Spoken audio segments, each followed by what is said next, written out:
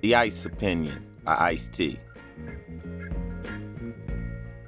I've managed to sum up my experiences as a rap artist in one word: interpretation. No two people process information the same way. They interpret information by funneling it through their agendas in their own heads. The Ice Opinion lets you in on the agenda in my head in words that should easily be understood even by the average high school dropout. I didn't write this book to make you like me, though I hope you do. I wrote The Ice Opinion in an attempt to inspire conversation. I hope the subjects I address in this book will provoke other people to state their opinions no matter how far-fetched they might seem. Anything that comes out of my mouth could be totally wrong, but this is how I see the world around me. Throughout my career, I've given numerous in-depth interviews, and this book represents one-stop shopping for anybody who wants to document what's on my mind. My opinions have changed during the 10 years I've been in the public eye, and this will give me a chance to update and clarify where I'm coming from and where I've been. I know there are enough people out there who will read this and understand that we are all not really that different. The Jungle Creed. Who gives a fuck is one of the first questions a kid will ask himself growing up in the ghetto. He'll look around at all the broken down buildings and shabby projects, the cracked schoolyard playgrounds, and it doesn't look like anybody gives a fuck. He'll watch mean motherfuckers in patrol cars rolling around the neighborhood, and they won't give a fuck. Everybody he sees is just trying to survive. They are just trying to make it to another day. To understand where the rage and defiance comes from in the inner cities, you have to understand the attitudes of the people when they're down. Even a strong-willed kid will have a difficult time giving a fuck when everywhere he looks, the cops, the schools, and the people outside the ghetto reinforce his feelings of helplessness. When you're down in that hole, you have a real different view of what's right and wrong. In the ghetto, the police are the dog catchers. Once they've got you in their nets, you have no way out. So when you see them, you're immediately scared, because if they're the dog catchers, then you're the dog. So you hide from them, you bite them, you shoot them. But don't even think you're going to have a conversation with them. Through the history of America, the police has never been a friend of black people. When we came here on the slave ships, the police were the people with the whips, the ones who got paid to keep us in line. They were the guards at every plantation who hunted us down when we ran away and humiliated us in the stocks once they found us. There's never been a black leader in the history of America who's been a friend of the police. No black leader ever said, honor the cops, unless they were a cop. So when teachers or politicians tell the black kids to respect the police, the kids are thinking, why? Where do I get that from? Where's my role model? You have to analyze the law enforcement's treatment of black people. Before anybody's ever going to respect the police, they have to respect the judicial system first. You have to believe it isn't a big vacuum cleaner that sweeps you up. You have to understand that the judicial system is a no-win situation with minorities. When you're coming out of the ghetto, you learn the cops aren't your friend, and you quickly realize they are the enemy. Very seldom do you see them come and do anything outside of pulling people out of the ghetto for something. You always see them picking up brothers. Cops don't walk up to people in the ghetto, especially members of Los Angeles Police Department, and say, hi, how you doing? The first time a cop ever treated me like a human being was when I got a gig rapping in the film Breakin'. But before that, the only time I ever saw them was when they were coming after somebody. In poor environments, there's a lot of crime because people are so desperate. The criminal mentality is reinforced by the way police in the ghetto treat you. When you're down there and you got cops cruising around looking at you like you're already guilty, it just multiplies your feelings of worthlessness. Anybody in the ghetto can tell you the cops aren't there to protect and serve them. You don't have to wait to hear about it. You learn about it by experience. One night, my buddy's mother called the police because her car radio had gotten stolen. My buddies and I were standing in front of her house, and the cops pulled up on the front lawn. They got out of the patrol car and screamed at us to spread out in the grass. His mom came running out of the house crying. That's my son. The cops waved their guns at her and told her to shut up, go in the house. They searched us, shook us down, and asked us if we were in a gang, and then told us to leave. After we scattered, they went up to the front door and listened to her story. She explained that somebody had broken into her car and stolen her radio. The cops told her it probably was one of your sons. They look like they're on drugs. You know this is the neighborhood. There was no report, no reassurance, no nothing. They were basically saying to her, don't call us around here for no car radio. I'll never forget that incident. I kept thinking, what are the fucking police here for? After a while, you see them and you just wonder, what are they gonna do with me now? In Los Angeles, the LAPD has little tricks up their sleeve to get you into their system. Their key specialty is the Los Angeles jaywalking traffic ticket warrant. You can be the squarest kid on the street, but then you'll get a jaywalking or a traffic ticket you can't afford to pay. Now, how are you going to get $250 to pay a ticket that can immediately turn into a bench warrant? So the next time they stop you, they catch you with this warrant and you go to jail.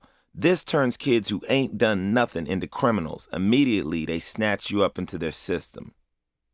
In my old neighborhood, the LAPD's objective was to pop every kid on the street. If you live in a different neighborhood, maybe this tactic wouldn't be so detrimental. Maybe your mother might have $250 to pay the ticket, and it might be nothing. But you gotta remember, a lot of people in the ghetto might pay $250 for rent. And if your mom's on welfare, you'll be living off of $8,000 a year or less. And that's not all cash, that's food stamps too. So just try to understand that something as simple as a parking ticket can send you under. It's widely known the cops use this tool to get you into their books and their systems. Until you get a ticket, until they mess with you, they don't have any adult fingerprints on you. Sometimes cops will even take you to jail and print you because you fit a description. That's a commonly used phrase that basically means they can fuck with you. You might be walking down the street and before you know it, you're getting printed. They're on a mission in the ghetto to print the entire neighborhood. They make you out as a criminal before you even know what's going on. Eventually, they're going to book everybody for something and get you into that jail system. The treatment of the people in the hood by the LAPD contributes to your feelings of inferiority. The people who are in this position down there feel like they are unwelcome anywhere else. If you're driving through Bel Air and you're stopped by the LAPD, they'll look at your zip code or run your license number through their computers to determine where you're living. If you're living in 96 in Western, you're here, get out, lay down. If your zip code shows Beverly Hills, then it's a totally different routine. The people in the hood get treated in a way that nobody else gets treated. Since 1986, 47,000 cases of police brutality were filed with the U.S. Justice Department and only 60 of the attackers were prosecuted. If nothing else, you don't like it when you see a cop coming, but until you live in the ghetto, you just can't understand.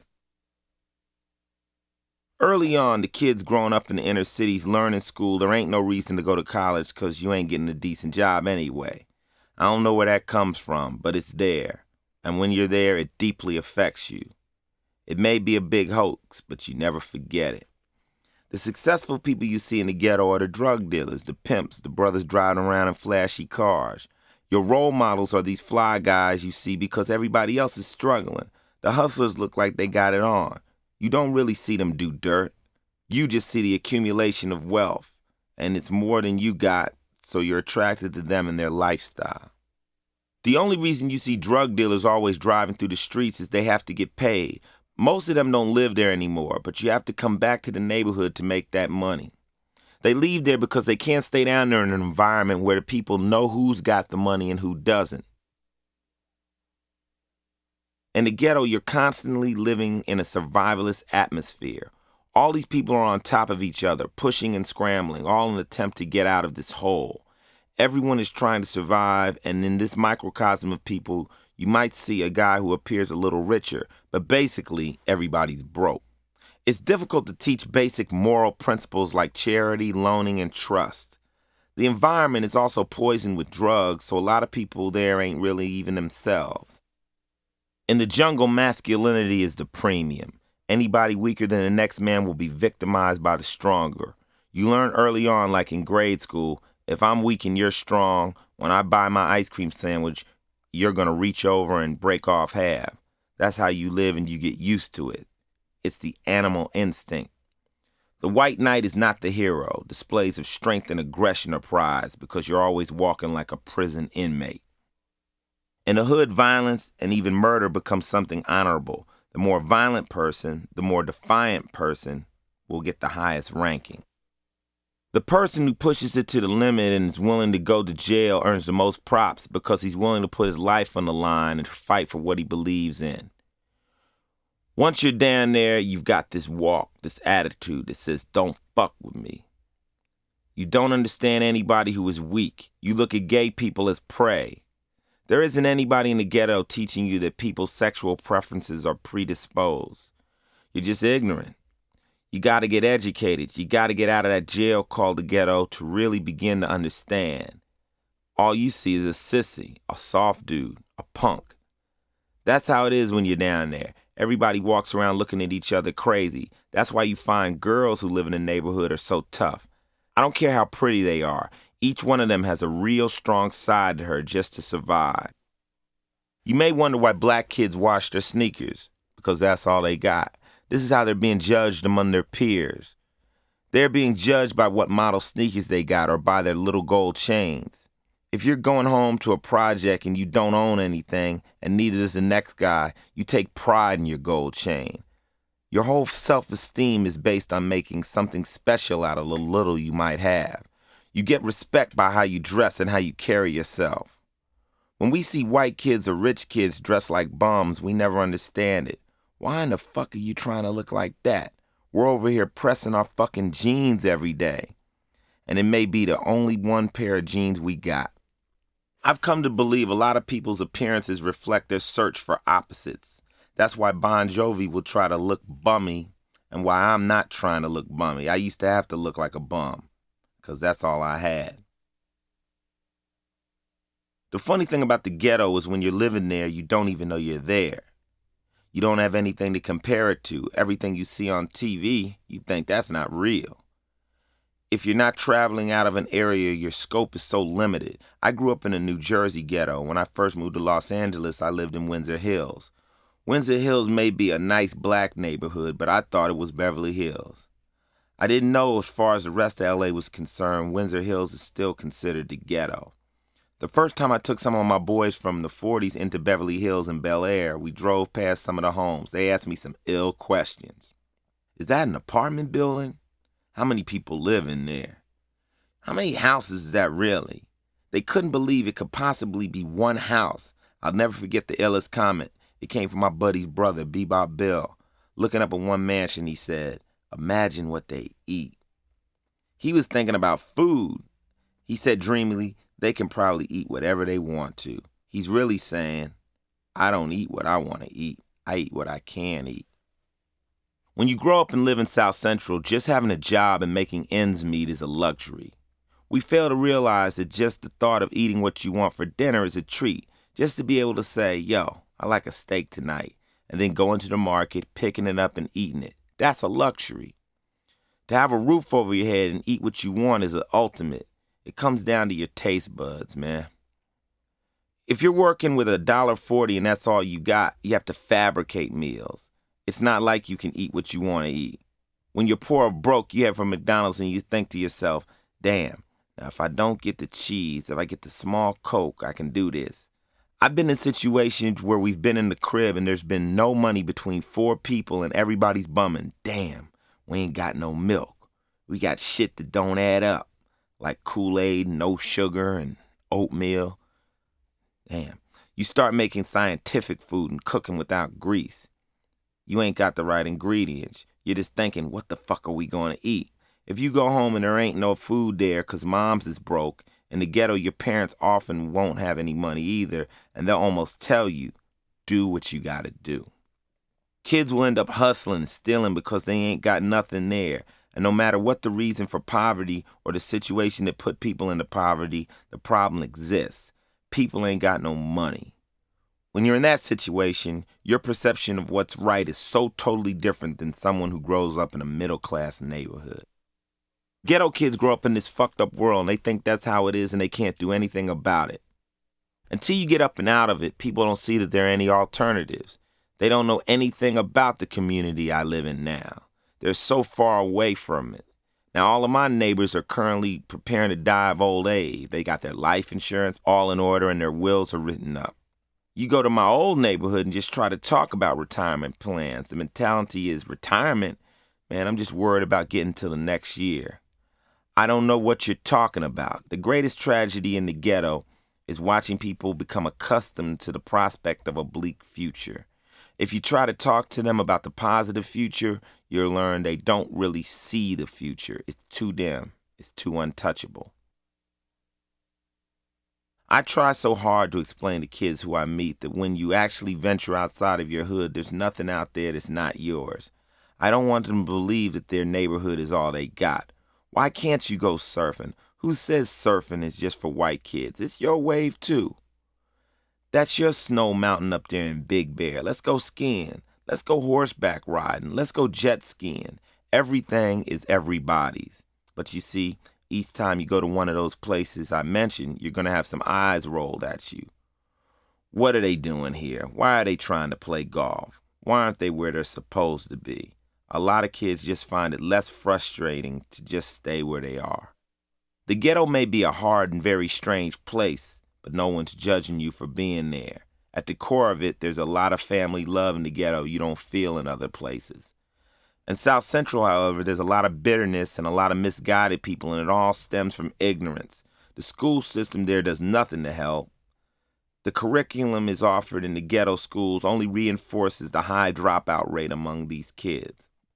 You're given books to read, to learn from, about shit that seems so far-fetched from what you are, from what you know, and how you live. If you came home at the end of each school day and your father was a chemist or a doctor, algebra might begin to make sense to you then. It might make sense that you need to know algebraic equations. But when you don't know nothing like that and you don't know anything about your own history, you just feel you're nothing. You lose total hope. I believe that's the worst thing that can happen to you in the ghetto, the loss of all hope. The ghetto is the compiled interest of lost hope. You feel stuck there and there's no way you can see out. The only people you see making it are the kids hustling, and it's a paradox that draws you deeper through jail and through lots of trouble. I see the frustrations of this mindset so clearly, I'm basically a product of it. My whole mission is not only to talk to kids about their anxieties, but I want to set an example by continuing to excel and by continuing to climb up. I want to be more and more of a success. People say, Ice-T, you shouldn't rap about this or that. I don't give a fuck about what people say. The biggest role model I have is just the fact that I'm achieving. Fuck what I'm rapping about. Fuck Cop Killer. Fuck the way I dress. I want people to say this brother was down here with us and now he's making something and he's attempting to tell us how to do it. I've had so many people from the hood step to me and say, yo, when I see you do a movie, it makes me think I can do it. When I see you write a book, it means I could be writing a book. That's why I'm reaching in so many directions. I didn't want to become somebody who could just do one thing. Oh, this dude used to be in a gang and now he makes rap records. You know, that's all they can do is rap. Nah, I haven't worked this hard just to be pigeonholed. That's why I own my own label now. I'm trying to show these kids that you can do it all. That's the type of role model they need to see. Someone who tells them, sure, you can hit everything. It's very important a person saying this shows them you don't need to leave your black roots behind either. Regardless of what you do, you can still be a homeboy. That's why I still look like them and run this company. Russell Simmons doesn't need to put on a suit and tie to run Def Jam. He's another brother who's there setting examples for these kids. In the future, the dominant culture will rule in America. People from the ghetto are the dominant culture. That's why you're seeing a lot of shit change. You're seeing very hip white people. You're seeing street kids just getting stronger, more militant and radical on all fronts. They ain't teaching you any of this in school. It's coming out of the hood. People are comparing notes, which is important. If you're somebody who grew up in the suburb and went to college, but you have no idea of how to punch or defend yourself, you're going to need to learn. And the same token, the kids from the ghetto are going to need to learn how to be less aggressive and how to solve more of their problems with their brains. I want these kids to know the skills they learned on the streets are as valuable as the skills you learn off the streets. The person who can merge both of them together the quickest will be the achiever. Kids from the ghettos need to step back and realize, okay, I've been to one college, now I'm going to search for the other side. With that mindset, you can conquer any goal you want. I've learned that most everything you do in this business can be traced back to something you learned on the street, so value it. Once you establish that desire in a ghetto kid to go out and learn the advantages that college kids have, society has got to step in and allow them that chance. The outside has to allow and welcome them in. We've got to give them an opportunity too. If you want to do this from loans, give them loans. If you don't think they're smart enough to handle the money, give them school vouchers, but don't let a good education just be another luxury of the rich. If you're always going to have a group of poor people over here on one side, you're always going to have a problem because you've basically got a powder keg of people who are going to lash out any minute at who they think are the rich or who are taking advantage of them. So it's entirely up to you. You can either pay them now or pay later. In order to break down the gates of the ghetto, we cannot allow the ghetto to confine us, mentally or physically. I'm thrilled to be able to move out into the hills away from the jungle because every day my next door neighbor steps out of his house and gripes. Niggers on the left of me, Jews on the right of me. Man, this is like Christmas to me. I'm very happy to be annoying my neighbor. Do you understand?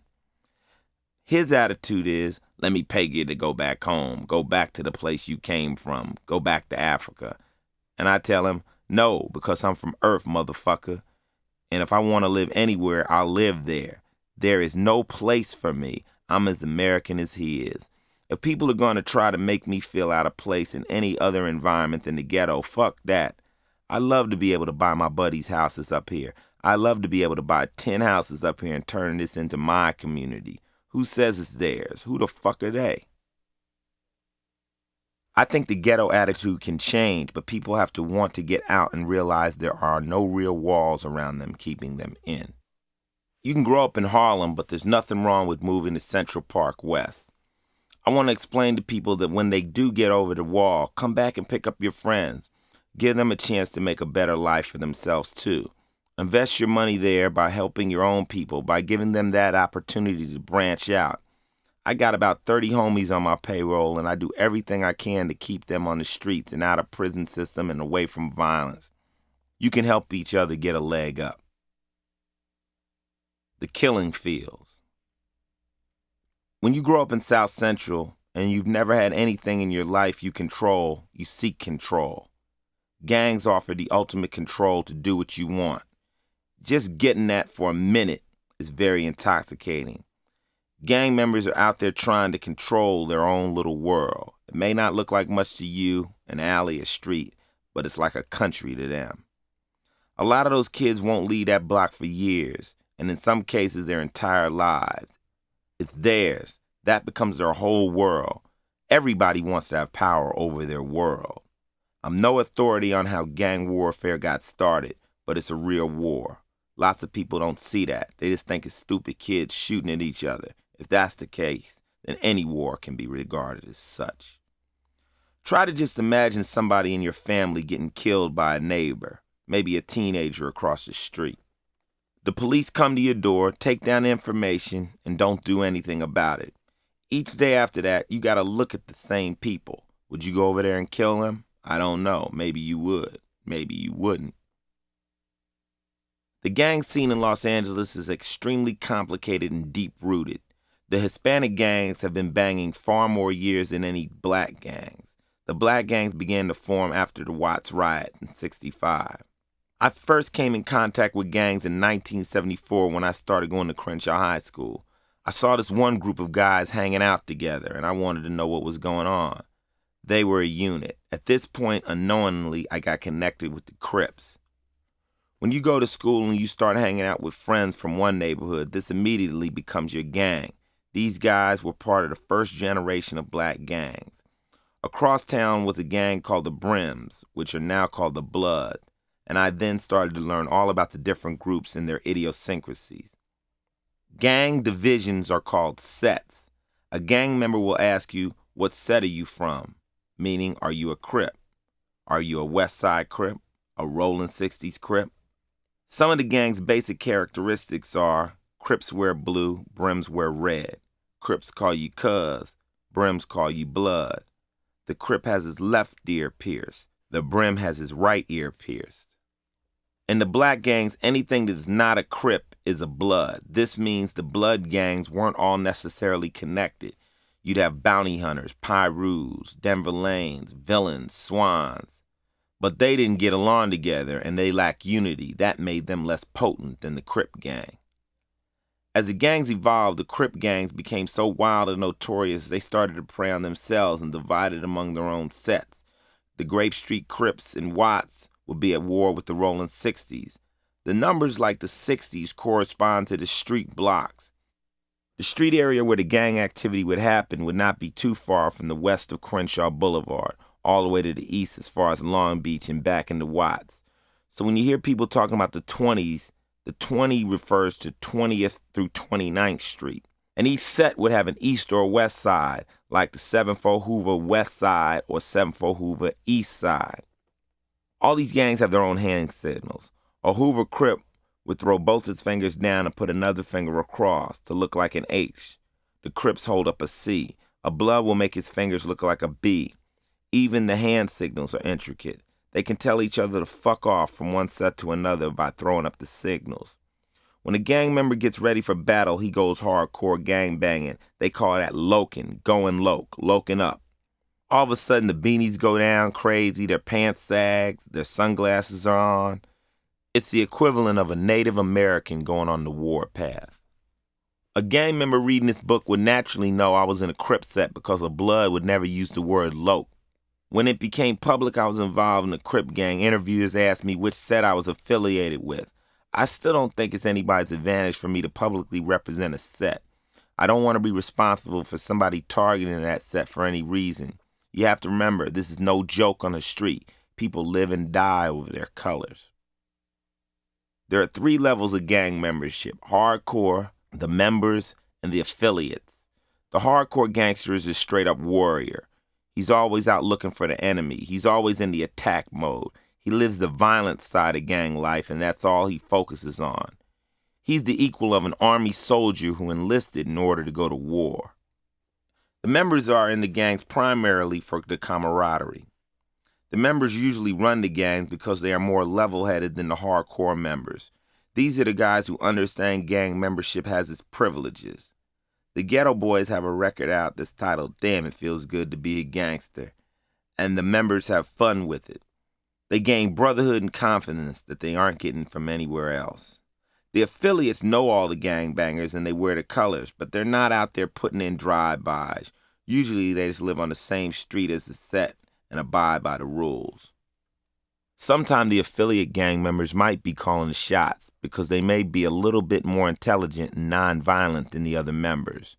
I was an affiliate member, and if one of my homies from Hoover needed advice, we'd hook up and discuss tactical maneuvers. Before you know it, you're setting up a drive-by. When you live in a certain street, you will always be held accountable for your hood if something goes down. In other words, a totally square kid living on 83rd Street knows his street is a Crip street and knows he can't avoid the politics of his hood. I once went with my daughter to buy some sneakers. I picked out a pair for her. She pointed at the red pair. "Let's get these." I looked at her and asked, "Red? What are you talking about?" But she was living near the jungle off King Boulevard in Dorsey High, and that's a Blood area. She let me know she's not a gang member, but she's part of that environment. She told me, "I'd just rather blend than try to fight it. If she wants to wear blue and all her girlfriends are wearing red, she's going to create a problem, so why do that?" The first 3 levels of gangs really have to follow the rules completely. One of the main violations is association with the enemy. It's like the Civil War revisited down in South Central. You have to visit your cousin on Sunday, expect to hear about it on Monday. "Yo, cuz, I seen you with them Bloods." Kids get sweated for that all the time because they got gang spies. If you're seen hanging out on enemy turf, it's like treason to your set. The rules of gang warfare are not much different from the U.S. military. If a fight breaks out and you run, you can get smoked for that. In the Army, you could get sentenced to death. So the kids who are more blatant with their membership or in military speak gung-ho gain rank. In many ways, gangs are playing the same games America plays against other countries. The ultimate rush for any man is power. When you're in a set, you not only gain power, you gain rebellious power. You're now not answering to anybody. Once a kid can click this switch in his head and say, "I can do what I want to do. I'm here on this earth. There are laws, but I'm going to handle it my way," his ego is boosted. He gains identity. Anytime you join a fraternity, you immediately become somebody, even if it's only in your set. In the ghetto, just the names of these gangsters have their own power. Who are these guys? They're not professional athletes or pop stars, But they are big shots to the ghetto kids because they got their names from being tough. They didn't have money, so they used the one commodity they did have, strength. Gang culture is ghetto male love being pushed to its limits. It's not the killing that initially draws a kid into the gangs. It's the brother-like bond because you're telling the kid, yo, I love you, and nothing's ever going to happen to you. Because if anything happens to you, those motherfuckers is going to be dead. You don't tell your girlfriend that. You don't tell your mother that. And they do follow true on that promise. When you see these drive-bys and kids are hitting 5 or 6 people on the streets, they're retaliating for the murder of one of their boys. I've seen crying men enter cars, and when the door is shut, they go out and murder. If they hit their target when they put in work, most of them will walk.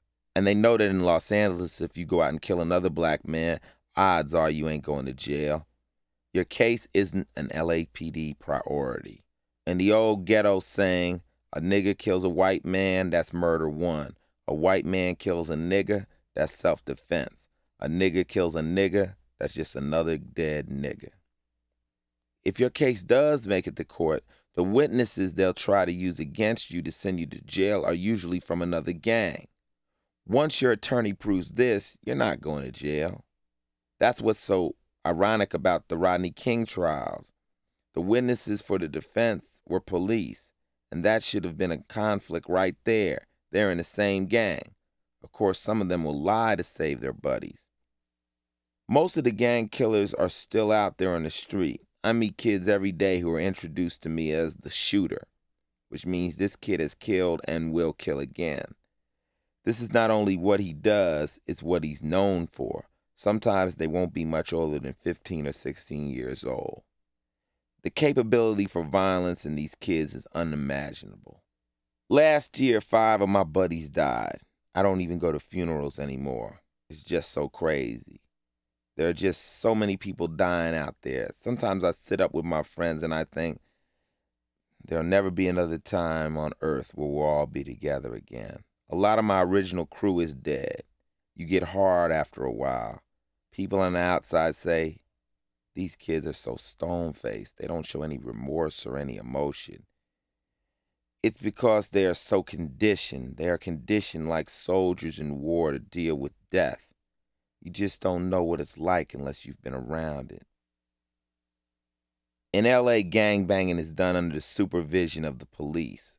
The cops watch the gang activity. They don't get in it, but they allow it to go down. They don't care about people hurting each other. They'll allow Al Capone to do his business, but don't hurt them. The gangs are not out to attack the police. No mafia messes with the police because they know the cops will come down on you if you hurt their own.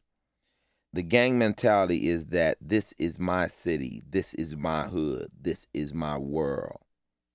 They have total disrespect for the law, but in the mind of the gang member, they feel they are surviving and they aren't really doing anything wrong.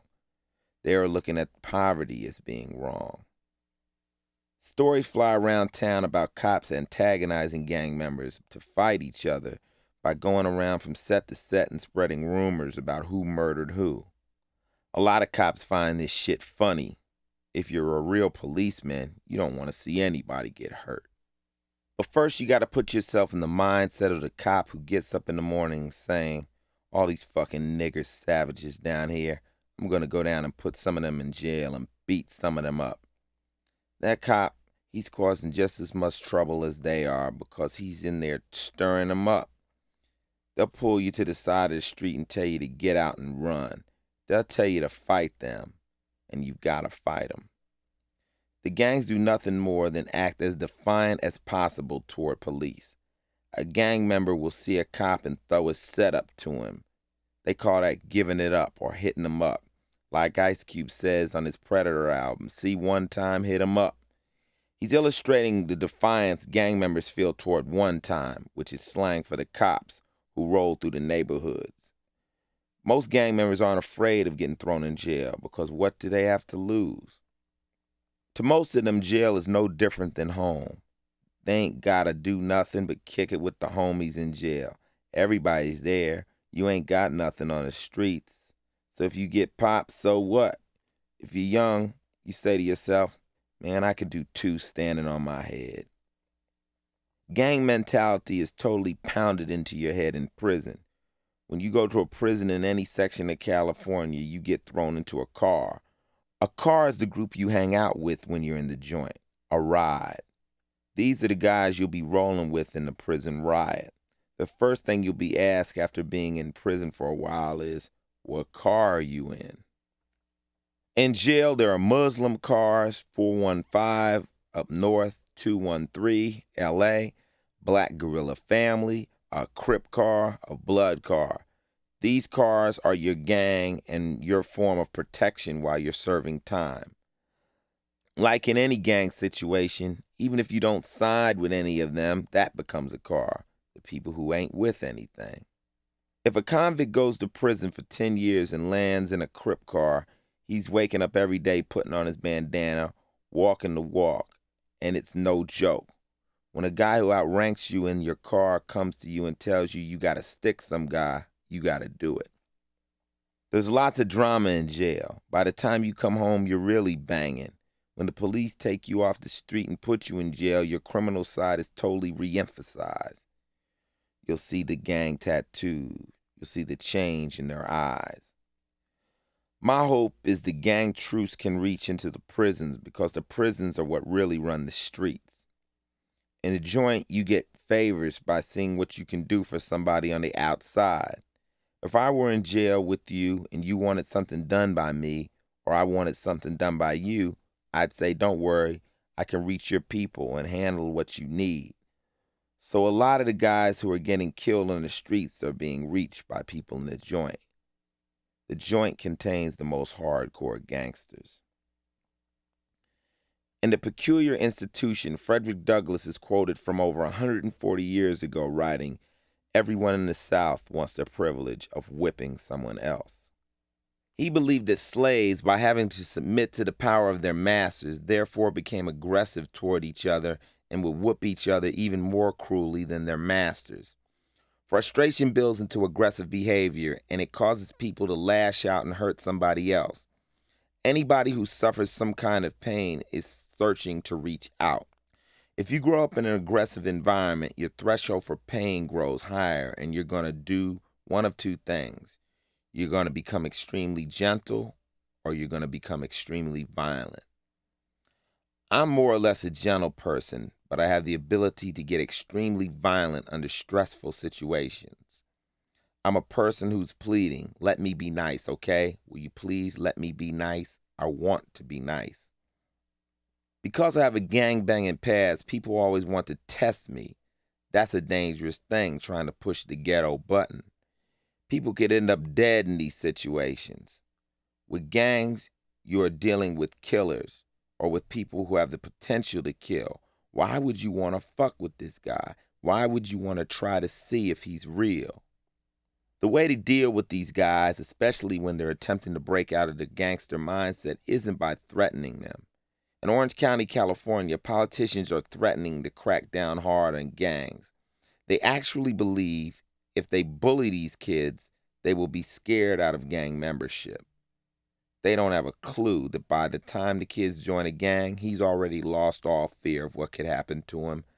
Nothing could be scarier than Johnny's home life and his upbringing. The killing fields have destroyed the spirit and the lives of his friends. If they were smart, they would be exploring the issues that make the kid want to join up in the first place. Why does this kid want to tag on the wall? It's so typical for the government to say, let's go after the kid instead of figuring out the reason he's so full of hate. Let's attack Ice-T because he wrote Cop Killer. We don't want to explore the reasons why he might have written it. Because the causes are never explored, the battles will probably continue. With the injection of drugs into the gang world, you have a perfect breeding ground for organized crime. People outside of the gang arena will always have a difficult time understanding why these kids sell drugs. They ask, how could they hurt their own people? Why would they do that? Why are they hurting themselves? When you deal dope, people are coming to you and begging you for it. You don't really see you're hurting anyone. As a dealer, you become intoxicated with what it gives you, and you can't stop. People don't go into drug selling to hurt people. It's not like they want to go out and kill people. If that were the case, they would take the drugs and lace them with cyanide. They are not trying to kill anyone. They are trying to get into an occupation that allows them the chance to live better than they are. Before the introduction of crack, you had units of kids who were out there fighting each other over a street, not money. Now, all of a sudden, you gave them a chance to make a cash flow, and these kids created their own organizations. Dealing also helped break the gangs up into smaller units because they had the money and the opportunity to do it. Right now, crack cocaine is the #1 employer of minorities in America. It's very hard to retire from that occupation. That's capitalism right there. Crack and cash flow has given yet another angle to the whole complex problem of gangs. Now, you see these gangs spread out all over the United States. With the onset of the gang truce, the gangs in Los Angeles are in their final bonding stages. Prior to the truce, the gangs had all bonded into small units, which I see as a death bond. If they remained separate, the war would definitely continue. By bonding together, they can step back and realize, yo, we've all got the same enemy. Let's stop killing each other. You would have a devastatingly, not only powerful unit of black men in Los Angeles, but I'm talking about dangerous. This is the situation the LAPD does not want to see happen. They do not dig this gang truce. They want to keep them separate. Once you sit down with 20,000 guys who used to fight each other in a group of 5 or 500, and you set them all together, you've got some kind of new phenomenon. Think about the force of these kids for a moment.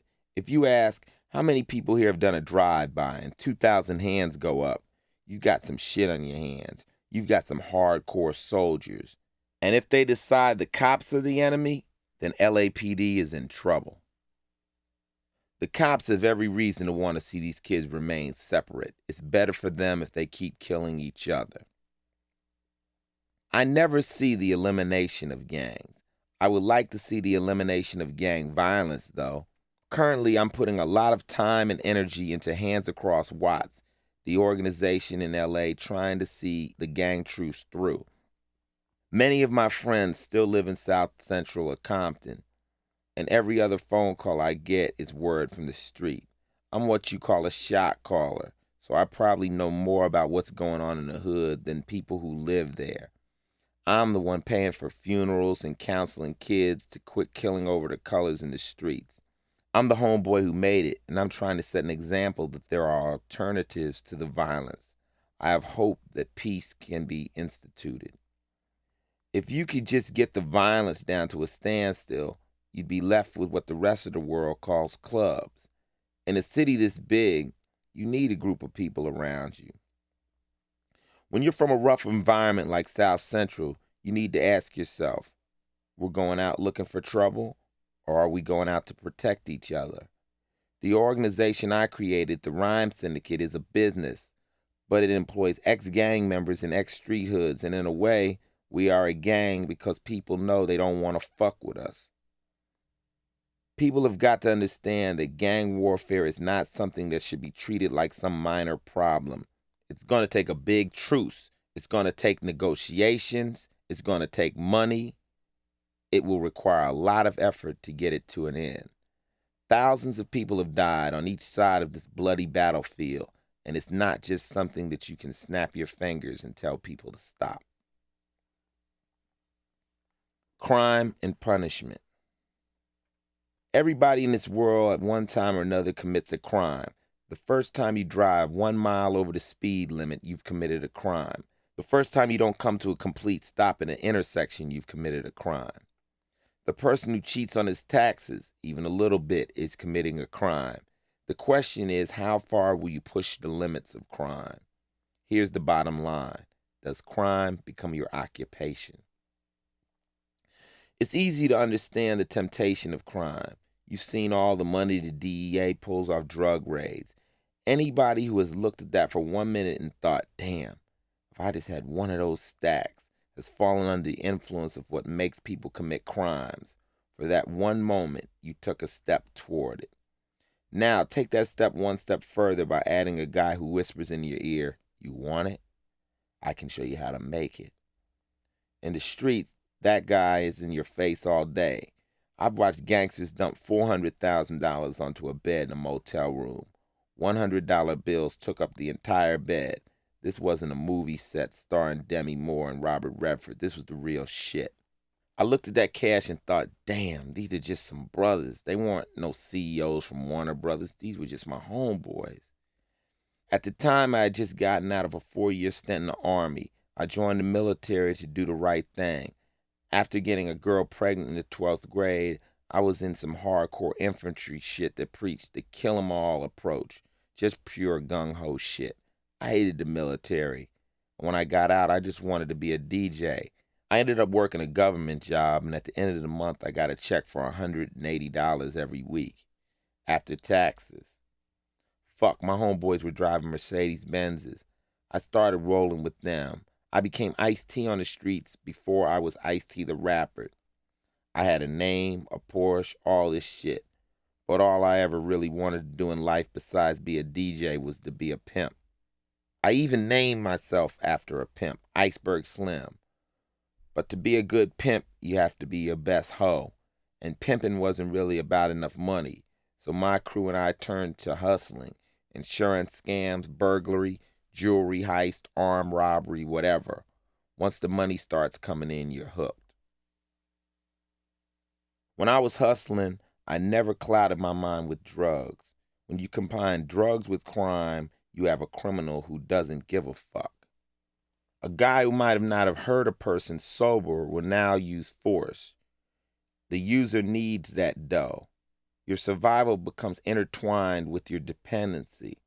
If drugs were legalized in the same way alcohol is, fewer crimes would be committed because so many crimes are directly related to illegal drugs. I don't believe anybody will ever be able to control any substance.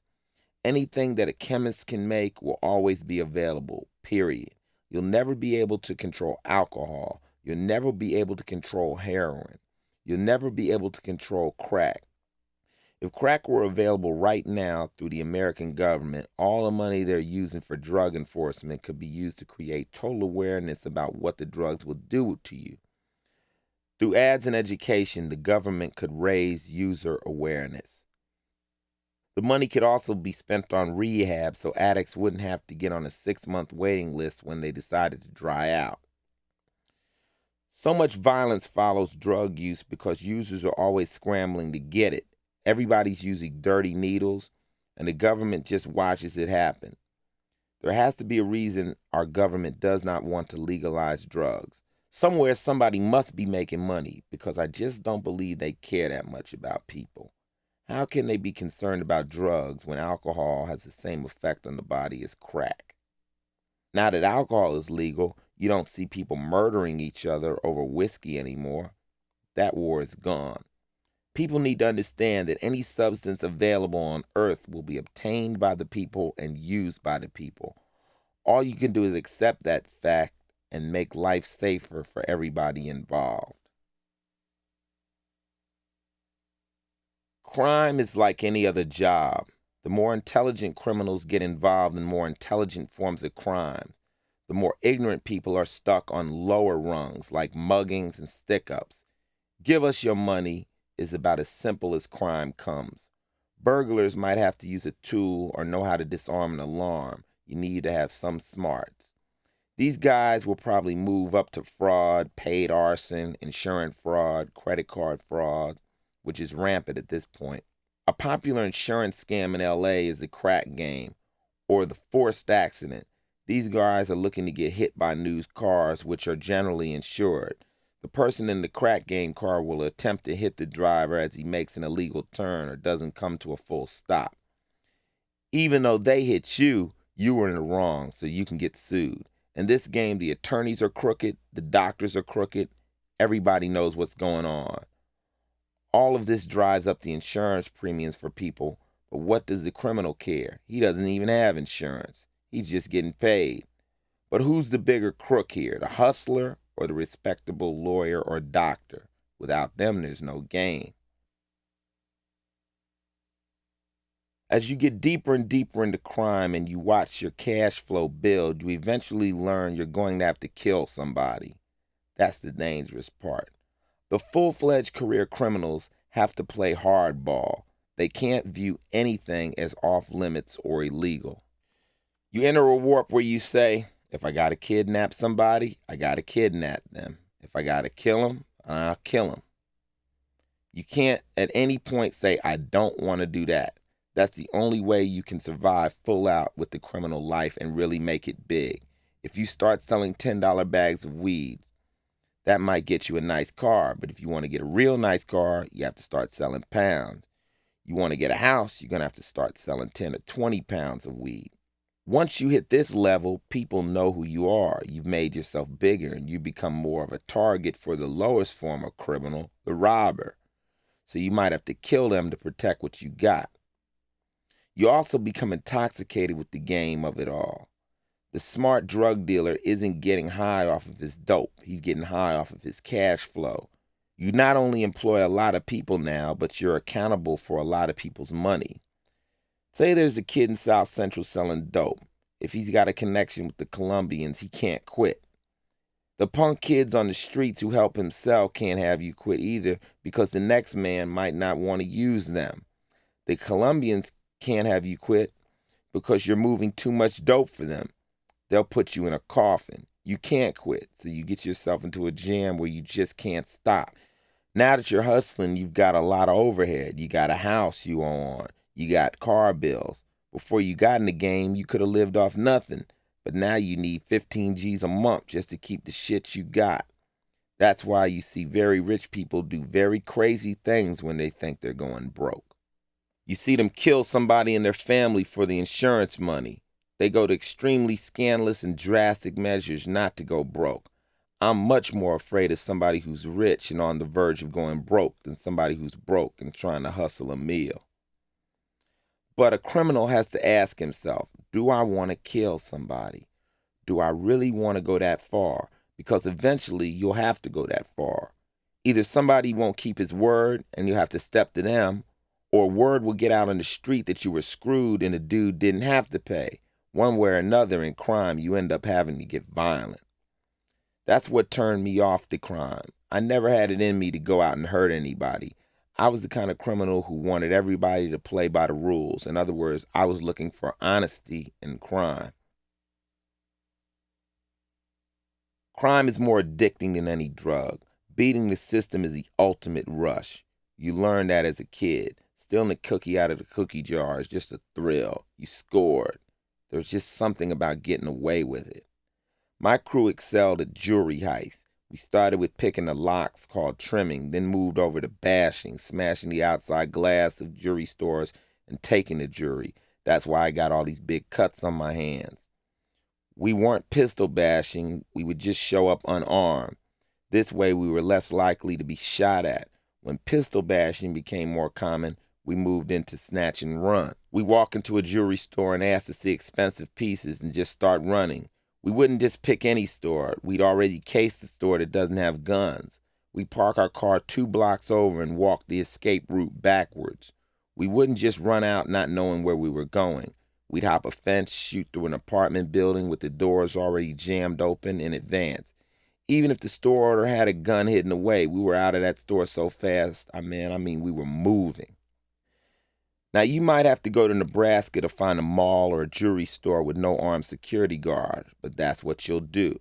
You'll find a slow town. You fly in on hot credit cards, rent 2 cars, get a return ticket, hit the store and jam out the front door, switch cars, drive to the airport and leave the car running. You're out of there. You just committed a federal crime.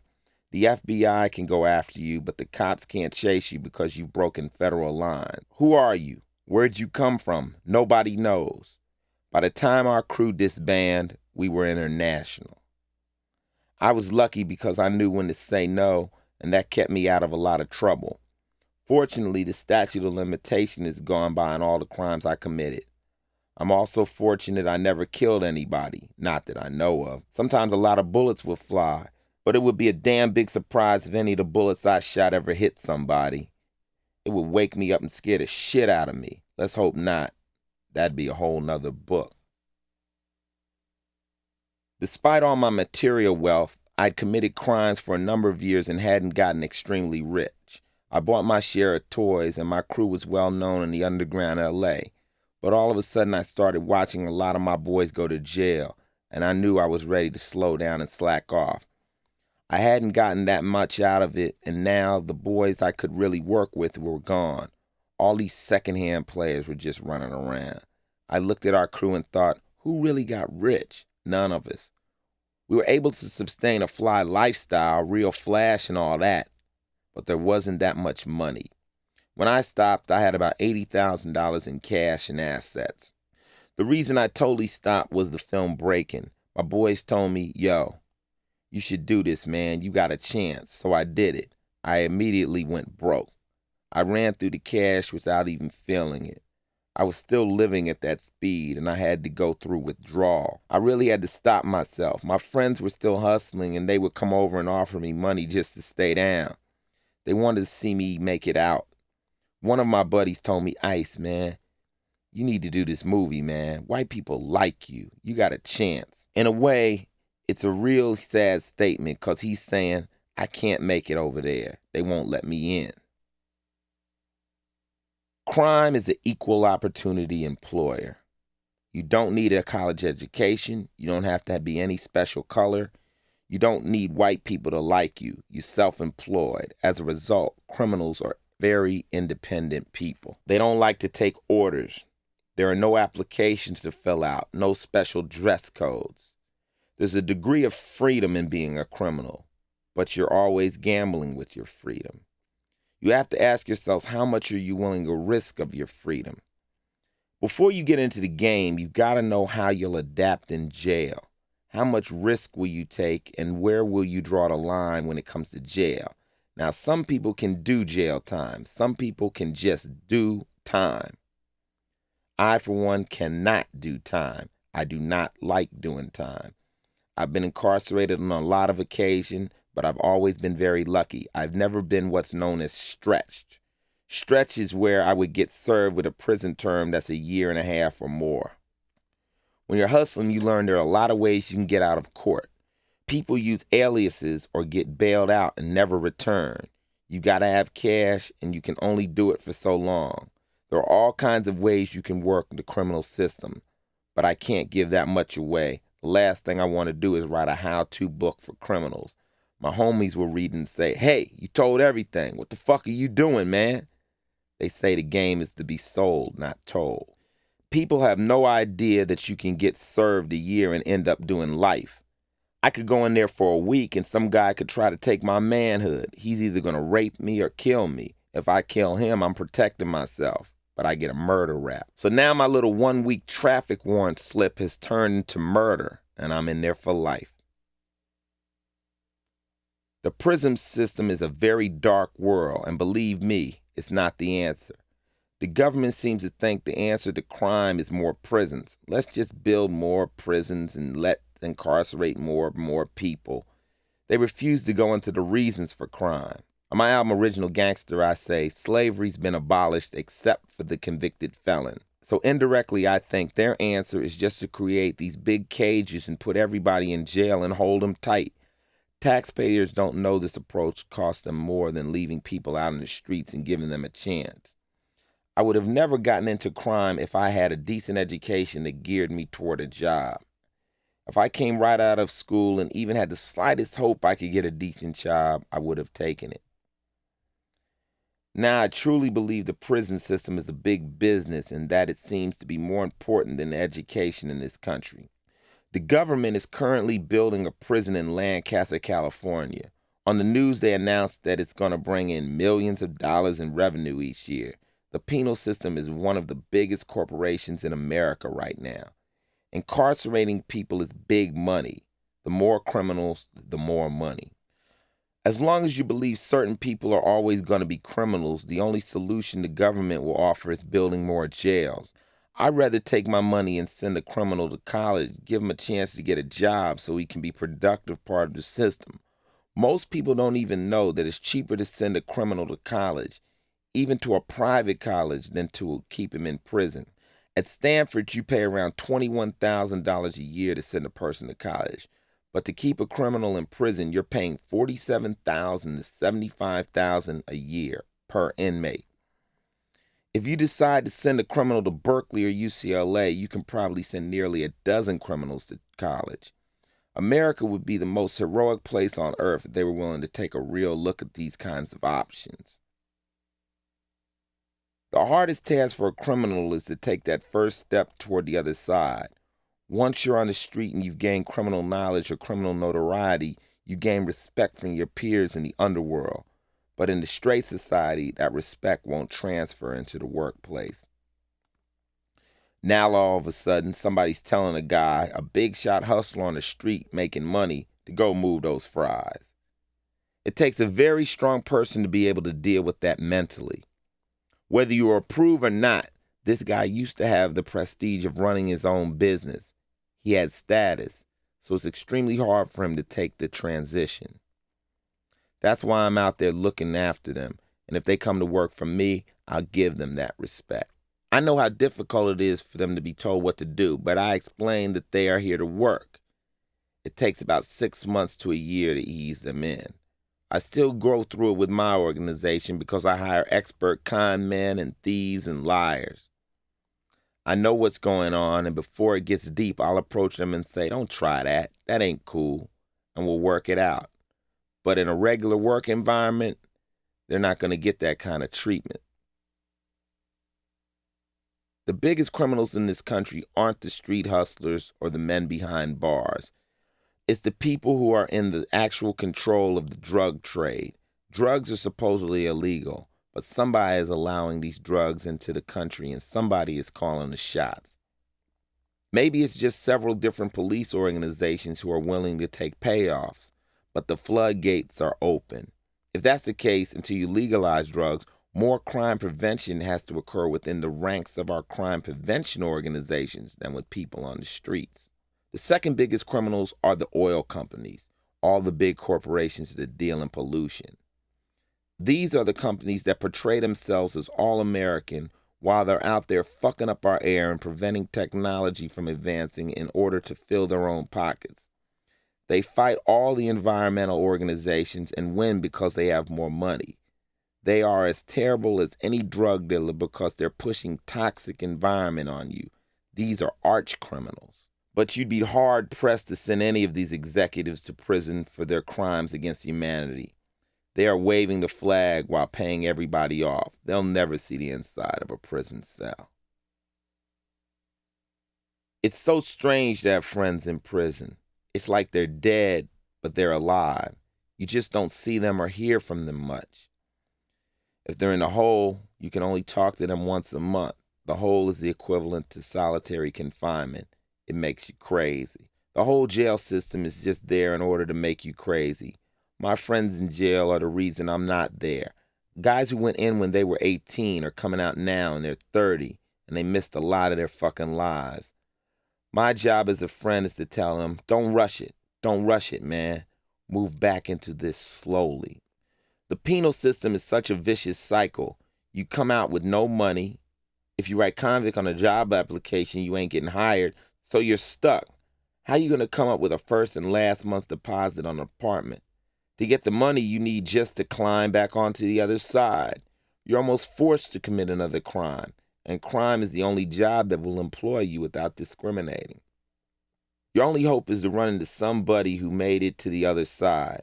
If you run into that person who will respect you, you're in. You got a chance. But if you don't run into that person, you find yourself back with your crime buddies. You don't have to explain yourself to them. You get sucked back in. People are so shocked when they hear a convict committed a crime right after getting out of prison. But what were his options? You've also got a tail on you, which is your parole. Legally, you're still owned by the prison. You're just doing the time on the street. If you get caught around anything illicit, even if you're not involved, you're back in. I'm very proud I associate with convicts. America is starting to build a convict and ex-convict culture. Soon, everybody on the street will have been in prison or will be connected with somebody in prison. At the rate the government is locking people up, over the next 15 years, 20% of the people on the street will be ex-cons. What this means is the next time you meet somebody behind a desk, they may have a relative locked up, and they might be sympathetic toward hiring you. They might give you a chance to get over to the other side because they might understand where you've been. When I went to San Quentin and rapped for the prisoners, some of them told me, "Ice man, you're the one who got away." They're happy for me. The fact that brothers in prison respect me is more important than getting respect from anybody else. These guys have made their mistakes, and they are doing their time, but they represent the real heart of hardcore street America. This is where you end up. So I need to continually ask them, am I doing my job? Am I telling them how it is? Yeah, you're telling them, man. A lot of the guys in prison don't like rappers who seem to glorify crime. They respect the way I deal with it. I talk about it, but I let you know it's real. An original gangster, I said, I'm a hardcore player from the streets, rapping about hardcore topics over hardcore drum beats. A little different than the average, though. Jet you through the fast lane, drop you on death row. 'Cause anybody who's been there knows that life ain't so lovely on the blood-soaked fast track. That invincible shit don't work. I'll throw you in the joint, you'll be coming out feet first. All of the rappers who act so hard and act like they ain't gonna get caught, if they got thrown in jail, they die. This invincible shit is just not how it is. I'll show you how funny it is to wind up in jail. I'm not gonna go out there and tell kids or anybody who's listening that this is something you can get away with forever. If they start throwing privileged people into the general prison population, they'd have to change the prisons. If you're only arresting underprivileged people, how loudly can they complain about the prison conditions? Who's there to listen? Put one rich kid in there, all of a sudden his father's calling the governor and making some changes. Most of America is so oblivious to prison. When I rap about these issues, I think it really affects the conservative factions of this country. They don't want to know about how it really is. The fact that you don't know where I've been is one reason everybody is so ignorant. You can't judge a man until you've walked in his shoes. For all the negatives surrounding prison, you can use the time to your own advantage. On the outside, you're too busy hustling to stay alive, to take time to analyze yourself. In the joint, all you got is time. You can flip it around and use the time to gain knowledge and to gain strength. You finally have an opportunity to get what you should have gotten up front, an education. If you can load your head with the right ammunition, you won't go back. In California's Pelican's Bay Penitentiary, they've started taking away your library privileges. You can't even send a convict books. The warden sends them back. Think about what they're doing. They're taking away your chance to enlighten yourself. They've already taken away your contact with people. No visitors, no letters, no books, no TV. They break you down to nothing. All you have contact with is more inmates. If this is the way the government plans on running the penal system, they might as well just continue building more prisons. It's inevitable that the prison population will continue to increase and increase and increase because nobody's dealing with the root of the criminal behavior. Law enforcement isn't really trying to stop crime. Crime creates so much money for the economy. When we go to war, it stimulates the economy. So does crime. There's more money made on the cleanup of drugs than on the selling of drugs. If you sell fear, you sell car alarms, home alarm systems, bars on the windows, guns, steering wheel club. Who's out advertising these anti-crime devices? The cops. If you eliminate crime in certain areas, you'll lay off police officers. A nice undertone of crime keeps everybody employed. Men, women, and sex. I can't speak for women, but I know what men are about. They want to fuck. Men are dogs. Now, men reading this right now are shaking their heads and saying to themselves, damn, I shut the fuck up. As kids, we are taught to make you believe we have other reasons to talk to you. At school, we'll walk up to you and ask, what's your name? How you doing? But what we're really saying is, man, I want to fuck you. This is what drives a male. Women should give me a special service award for tipping them off. This instinct is simply in men. That's why a little boy will open a Playboy magazine and get an erection. He's never seen a naked woman. He doesn't even know what his dick is for, but he will have an erection because the feeling is innate. Women do not want to believe this, but sex is the only thing men are thinking about when they initially step to you. When you walk into a club and go after a girl, you go after her because she's attractive to you sexually. After you get to know each other, love may take over and the relationship transcends into something deeper. But the first level is always animal attraction. The male sex drive is so powerful that if it were to be eliminated, the entire economy would crash in one day. There would be nobody at work, nobody in school. All we would do is lay around, eat, fart, and get fat. The sex drive is what makes men get up in the morning. It's the machine that runs the world. Why do men want to become successful? To get women. For gay men, it's no different. Your ambition is to please your partner. The sex drive is so powerful that a man goes into this warp where he will do anything for his women. I've been on that insane chemical before when my girlfriend was coming to meet me in New York. She flipped my switch and started talking crazy to me on the phone. Next thing you know, I'm out of the jewelry store getting her presents. I lost my mind because passion causes you to lose your mind. Passion makes the world go round. Love just makes it a safer place. For those of you entering into a partnership race, I've devised a relationship meter to help you detect compatibility. In every relationship, there are 4 different areas you need to be totally aware of. Physical attraction, mental compatibility, physical compatibility. Physical attraction. Guy looks at girl, girl looks at guy. Guy looks like Godzilla, ain't shit happening. You have to have some form of sexual attraction for this to transcend to the next level. If you look at a guy and cannot imagine yourself with him intimately under any circumstances, you're only going to end up friends. Mental attraction. Physical attraction can be enhanced sometimes by mental attraction. You might find a business associate so mentally attractive you start seeing a physical attraction, but you didn't come in looking for it. You got hooked because you're working an intense job with this guy and his mental attractiveness starts intriguing you. Mental compatibility. If the first thing that comes out of an attractive man's mouth is, let's go shoot some heroin, you're out of there. He may look nice, but he's a chump. If he says something interesting and the girl is receptive, you probably have the beginnings of mental compatibility. You'll exchange telephone numbers maybe, but you're not going to have a one-night stand.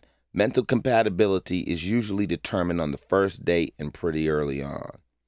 Physical compatibility. You touch, you kiss, you hold. You'll either hit or you miss. If you hit on all 4 of these, you'll have some form of relationship. Whether it's an affair or a boyfriend-girlfriend type of relationship will be determined by how high you're hitting on each category. If you have high physical attraction and high physical compatibility, you might just end up being fuck partners. Now let's say those 2 don't fit. Now you think, I don't dig him physically, he can't kiss, but we learn from each other and we're together and it's fun. This is a strong non-sexual friendship. Take 3 out of 4. He's good in bed, he's nice looking, he's okay to be with, but at times he's annoying. He can't be a total thing, but you don't mind going out on a date with him. If somebody hits on all points, you're in a real dangerous situation because you could fall in love. This meter is extremely important. When your girlfriend asks you, why are you with him? He treats you like shit. He doesn't ever come around. Why do you constantly go to him? You know it's because he's hitting on 1 and 4. With that scale, you can always find out where you're going. The hardest thing is to be honest and grade truthfully. You can look at your partner and say, well, he's attractive. Well, shit, he isn't really that attractive. This is the hardest thing in the world. Because love is conditional, the scales on the meter start changing. Maybe the guy's getting fat and the passion needs to be regained. Most of the time, the relationship deteriorates because people start getting lazy.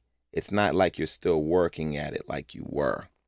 You're not going out together anymore. You're not dressing up. And when you first went out, you looked sexy for each other. You knew how to turn each other on. You can rekindle the romance. It's not that hard. I'm still excited about my relationship, but you gotta work at it. I'm lucky because absence does make the heart grow fonder. Sometimes I think we've been together so long because I'm away a lot. People generally have to make an effort. The classic scenario, a guy says, "Damn, baby, you ain't putting on that lingerie anymore. Why are you wearing them granny dresses? What happened to my little sex kitten?" While he's sitting around with his belly hanging out. Or worse, the squirrel mentality sets in. You found the nut, now you're going to bury it. You don't want your woman to look sexy anymore because you don't want her to attract other men. This same guy will take his girl out and cover her up while he's looking at all the other women. This is an insecure guy. That's a male problem. The most difficult thing for a man or a woman to deal with in a relationship is watching it slip away. When that happens, you have to admit it's going and it's not coming back. It takes strength to fall in love, but it takes real strength to walk out when it isn't right. Real relationships require compromise. Love is not a selfish game. At times you'll have to rub his neck. Maybe you're dead tired, but he would really like it. And you love him, so you rub his neck. There are going to be times when she's going to want something, and you're going to have to accommodate her. These usually aren't requests that money can buy. These are physical acts of non-selfishness over selfishness. This is what real love is all about. In any relationship, you got to know who you're going into business with right up front. Now, I'm on the road 100 to 200 days out of the year, and there's no way I can get around the fact that I meet women all the time. That doesn't mean I'm necessarily going to be with them, but I enjoy their company. I can't pretend something may not happen either, but I don't give my girlfriend any reason to sweat me. The day a girl pops up at the front door with a suitcase, she and I will have a discussion. Either that, or there'll be a girl at the front door getting her ass kicked. By the same token, I'm not going to interrogate her when I get back into town. Our philosophy is realistic. When I'm here, I'm here. When I'm not here, I'm not here. When I come back from tour, she'll ask me, "How was tour?" And that's that. And I'll ask her, "How was Mexico?" if she spent time traveling, and we move forward. What's happened has already happened, and there's nothing we can do about it. People who do have open relationships, though, should remember 3 keys because there are gray areas that can cause nuclear explosions. Don't even think about practicing anything but safe sex. Stay away from all friends and relatives. And finally, if you are to have an affair, always sleep with somebody who is at least as attractive as the person you're with. If you're caught with a monster, a fat girl, or someone she or he feels is less attractive than her, she'll probably be ripped apart because her ego will be hurt. The worst relationship is to sleep with one of your boyfriend's friends. You're really trying to get killed over some shit like that. All women in the deep, dark recesses of their minds know men fool around. Whether they have sex or not, a lot of men need to periodically have their ego catered to, and that occurs only by conquest. A woman will walk out of the house and men will whistle at her and let her know she looks good. But men don't get this treatment. Most men could go for a year without anybody saying, "You look good." So how does he determine whether he still has it or not? He has to go out and try to talk to women. If a girl smiles, he still got it. Reassurance may be all he needs. For women, there is one guy out there, I don't know if it's Michael Jordan or Tom Cruise or Arnold Schwarzenegger, but there's one guy in your mind, you'd fuck him if he gave you the chance. There would be no conversation, there would be no dinner, there would be nothing but straight up fucking. Girls will ask me, "How do you deal with these girls who just want to come to your hotel room and fuck you?" I reply, "Well, I don't know. I might be this guy who they have pictures on their walls. They watch the videos. They've waited all of a sudden and I'm there. They're on a mission. I won't be inviting them all in. I'm not crazy. In show business, you're not just an average guy a girl meets out of nowhere at a restaurant. She's had time to watch you, listen to you, read your articles, read your book, watch you on TV, rewind your video. She's probably slept with you in her mind 15 or 20 times already. So when she meets you in the flesh, she's going to go for it, whether you're Bon Jovi or Axl Rose. If you fulfill her fantasy, she's completed this mission. The average guy has to find out if he's even close to her vision of the ideal man. Then he's got to determine how long it will take for her to be with him. This requires straight military tactics. So apply the relationship meter and determine whether you fit in. Once you get in, it's your turn to show them how great a person you are. It's time to be funny. It's time to be deep. Whatever direction this person wants to go, you got to be able to blow in it. Hopefully, you're already somebody this person likes, because you can't really be anything you're not. Now, if you're only out to fuck, do not be afraid to lie. Tell her whatever she wants to hear. Lie, lie, lie. She's probably trying to fuck you too. Maybe in another way. She's trying to get drinks out of you. During this process, a game is going to be played on both sides. If at the end of this lying procedure you turn out to like each other, you can back out of your lies by saying, you know what? I was really just trying to get with you, but you're really cool. She might leave, but if she's real, she'll understand. When I met my girl, I just walked up to her and said, do you want to be on an album cover? I didn't have a record deal. How am I going to get her on an album cover? But I sized up the situation. She was out there dancing and probably wanted to be seen, so I came up with this line. Do you really want to be seen? As you get older, you don't take the same approach. You go from, I want to fuck a girl, to, I like the way she looks. I wouldn't mind being able to know her over a period of time. I don't know how deep it'll go, but this is somebody I might not mind having down with me. The urgency is gone. You can be real. If you're clever or charming, you'll always find somebody who thinks you're interesting. This, however, is a problem. A lot of guys aren't clever or charming. They ain't got no flavor about themselves. They're just blah. That's their problem, and they got to work on that. I can't tell them how to be charming. My whole point is you got to have some kind of plan that factors into two equations. First, you have to meet somebody who doesn't think you're ugly or you stink. Second, you have to be half-ass clever, and you have to be somebody worth meeting. You got to make an effort to make yourself into something. Men have to learn courting and mating skills. You can help yourself by learning a few basics. If you can dance, that'll help. Give a woman a reason to like you. Wash your ass. Do some sit-ups. And once you get your physical act together, read some books, learn something, be interesting, get some flavor about yourself, but most importantly, get in the game. Once you've established you're in the game and you've made a date, here are some key lines that'll get you some sex. Use the power of suggestion. The power of suggestion is the biggest weapon anyone has in their arsenal. Try this one. There's no sense of me and you worrying about sex, because if we hang around each other long enough, it's inevitable. Now, what you're doing there is you're trying for a yes answer, because you're saying you are gonna fuck sooner or later. The girl will laugh, she'll smile, she'll think, God damn, this motherfucker's bold. But deep in her head, if she does imagine it one day, she'll have to agree with you. Confidence is the greatest aphrodisiac. Overconfidence is a turnoff. It must be handled like nitro. My girl's very extroverted. She's always been that way. If I had to beg her to dress sexy, I wouldn't get off. The most erotic thing to me is to hook up with a woman who knows what she wants. The key to my eroticism is submission. Both people have to submit. Now, one person's submission might be to dominate the other person, but total submission is the ultimate turn on. Check out Madonna's erotica video. She's saying, yo, I'm going any way you want to go. This way, that way. I'm like down with it. That to me is erotic.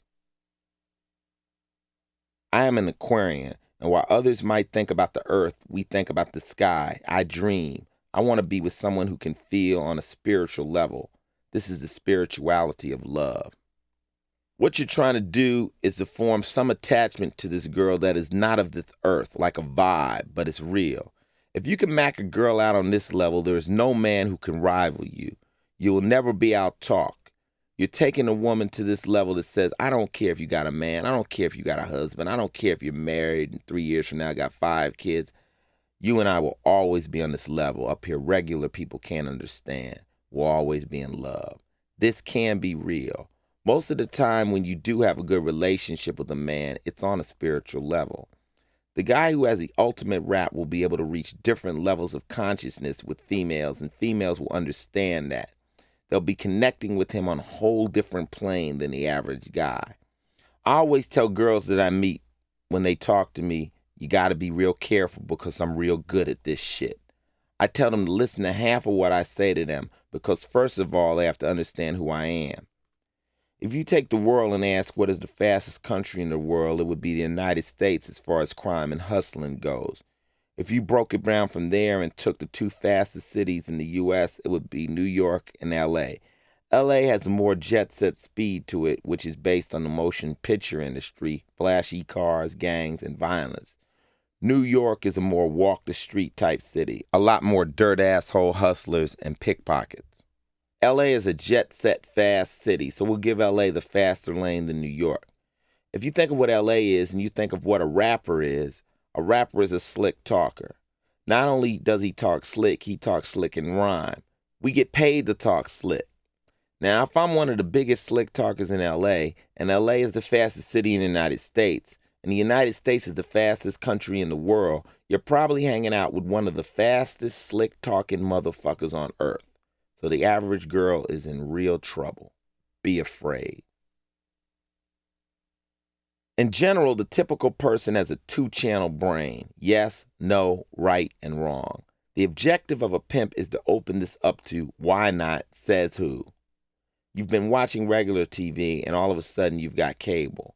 If I can open up these channels wide enough, everything you've ever been taught will be reevaluated as you start using these new trains of thought. You'll do things you've never done, like fucking in a bathroom of a club. You've never done it because you've never opened your mind before. It wasn't even in your realm of possibilities. I can only bring cable if you want it installed. In other words, I'm like a vampire. I can't come into your home unless you invite me in. I'm using every technique I can, but women have to indirectly or directly let me in. People who don't want cable can keep me out by saying, I'm not ever going to listen to him. I know I'm not ever going to listen to him. But if you crack the door open, I'll get in, and your life will never be the same. I'll tell him, you better run, little girl, because your boyfriend won't be the same anymore. You'll trip off your parents. It'll fuck your life up. 1 out of 20 run, but they always come back. You seen them vampire movies. Since the beginning of my career, I've been accused of sexism because I'm honest and vocal about the way men perceive women. The accuser's perception of me is so far from the truth. I believe the only reason we're on this planet is for men and women to trip off of each other. In my work, I deal with sexuality, not sexism. I am sexual. I deal with sex in its most blatant and raw form, real. I've talked to more feminists on this topic than most feminists have because I travel around the country and deal with them regularly. If women want to be treated equal, earn equal wages, and attain equal status in the workplace, then I'm a feminist. A sexist views women as just pieces of meat. The fact is, men look at women's butts and women look at men's butts. Is that sexist? At times, people will make fun and treat each other like sexual objects, but do they really feel that way in their hearts? I don't believe the conflict with feminists is between feminists and men. I think the real controversy is between feminists and other feminists. All women want their rights and respect, and that should be dealt with. But there are plenty of people who feel this is a man's world and therefore men have an advantage over females. I agree that is wrong. The real war is between the feminists themselves, between the woman who wants to wear the miniskirt and the woman who finds that demeaning. A woman will say, my sexuality is something I have, and I don't mind using it to my advantage. I enjoy it. I enjoy wearing makeup and looking nice. This is who I am. If I were a woman, I would enjoy what a woman is. I would enjoy being treated as a woman, and I don't know if I'd want to give up my femininity. Equal rights and being treated feminine should be two totally different things. A real life conflict exists between women who can't deal with blatant sexuality. My girlfriend and I went through all of this drama when she wore a bathing suit on the cover of my Power album. I explained to her what the message and the image of the album cover was supposed to get across. We were going to show the power of sex, the power of weapons, and the power of deception. I told her to be on the cover, she'd need to wear something sexy, and she came out with her bathing suit. She's proud of her body. She had been in the gym day and night, and this was a chance for her to show herself off. When it hit, men went crazy. Everybody bought the album like it was the greatest thing in the world. A lot of women liked the cover, too, because she was holding a gun, which gave her strength. She wasn't just standing there by herself. She had a weapon and she looked strong. I've been to more health clubs and gyms, and women come up to me and say, Ice, I got her picture on my refrigerator. That to me is it. You see, they liked it. The first thing the critics asked me was, why did you go out and get a model? That's so tacky. Why would you get a model to try to make yourself look good? She's not in your group. What does she have to do with your music? That's my girlfriend, I told them. That's my wife. This is how I got married in the public eye. I've never been married. I've never even been to a wedding. But by using the term wife, that meant I was married. After this was explained, feminists came up to me and asked, why did you make her do that? Why did you exploit her? It wasn't exploitation. She knew what she was doing. She was down with it. All artists or models exploit themselves. I know I can rap, so when I get on stage, I show it. I scream it. I roll on my back. I fall down. I pull my pants down. Whatever it takes. And I get paid for it. Now, if I feel comfortable with that and what I'm doing, there's no exploitation. If a girl makes a living getting paid to do bikini contests, somebody will tell her she's allowing herself to be exploited. But she may point out she's making $1,000 a night, and she likes the attention. She just might dig it. If on the other hand, somebody is forced or tricked into doing something that they do not want to do, then that is exploitation. When you accuse somebody of being exploited, you better ask them first if they were taken advantage of, because maybe, just maybe, they dig it. The people who are most offended by the blatant sexuality are the Christian right wing. They have a certain moral standards that defines right and wrong. To be honest, they have a total hang-up with sex from the ground up. They feel it should only happen after marriage. They feel it should only be done in a missionary position. They don't believe in oral sex. I think they're just missing out on the whole reason we're here and what human beings are about. How can they look at an animal enjoying sex and turn around and say, well, we shouldn't do it like that because we've evolved? Other religions have a totally different angle on sex. If you read the Kama Sutra, they teach you how to fuck down the house. If you try to keep up with that book, you'll be with your girl for the rest of your life. The Christian right wing just doesn't know how to enjoy sex. They make rules for everybody else based on their own belief system. Everybody has some form of porn in their closet, but the fundamentalists and Catholics like to keep it tucked away where nobody else can see it. They don't want to see anybody publicly having fun. The Christian right wing is quick to call anything they don't want to see in public pornographic. Life is pornographic. There is violence in the streets. There is violence in the news. To me, that's more pornographic than anything sexual. The injustice and the suffering that goes on in the streets are pornographic. Life is X-rated. It's not rated R. The worst harm that can happen to any child comes directly from the parents, not through music or TV. Really aggressive kids are usually getting the shit beat out of them at home. They're not getting pushy from watching Teenage Mutant Ninja Turtles. I've watched Friday the 13th and Nightmare on Elm Street 100 times, and I'm not about to stab anybody. I listen to Black Sabbath all day, and I don't perform satanic rituals. If you can make people kill with records, then news junkies would be out slaying people all day long. There's no proof 2 Live Crew caused teen pregnancies. These are just smoke screens the opponents to information exchange throw up. The best way to make people afraid of something is to say, it'll hurt the children. If I had my own car company and I wanted to put Toyota out of business, the best way I could do it was to say more kids got killed in Toyotas. The children will be all right. Children grow up in a shitstorm of life, and they all pull through unless a parent or somebody who they truly love and respect fucks with them. Absolutely nothing can substitute for parental guidance and love. Rap, the art of shit talking. The main misinterpretation or misunderstanding of rap is in the dialogue and the ghetto talk or machismo, even in the basic body language. This is what I call shit talking. Most of rap is nothing more than straight up black bravado.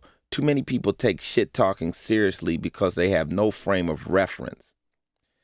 The art of shit talking is responsible for me getting out of crime and getting into rhyme. The best way for me to explain my point of view on hip-hop and its influence in general public is to give a brief history of Ice-T the rapper. Rapping is something you pick up growing up in the ghetto. I used to recite rhymes for the gangs. I used to tag, Crips don't die, they multiply.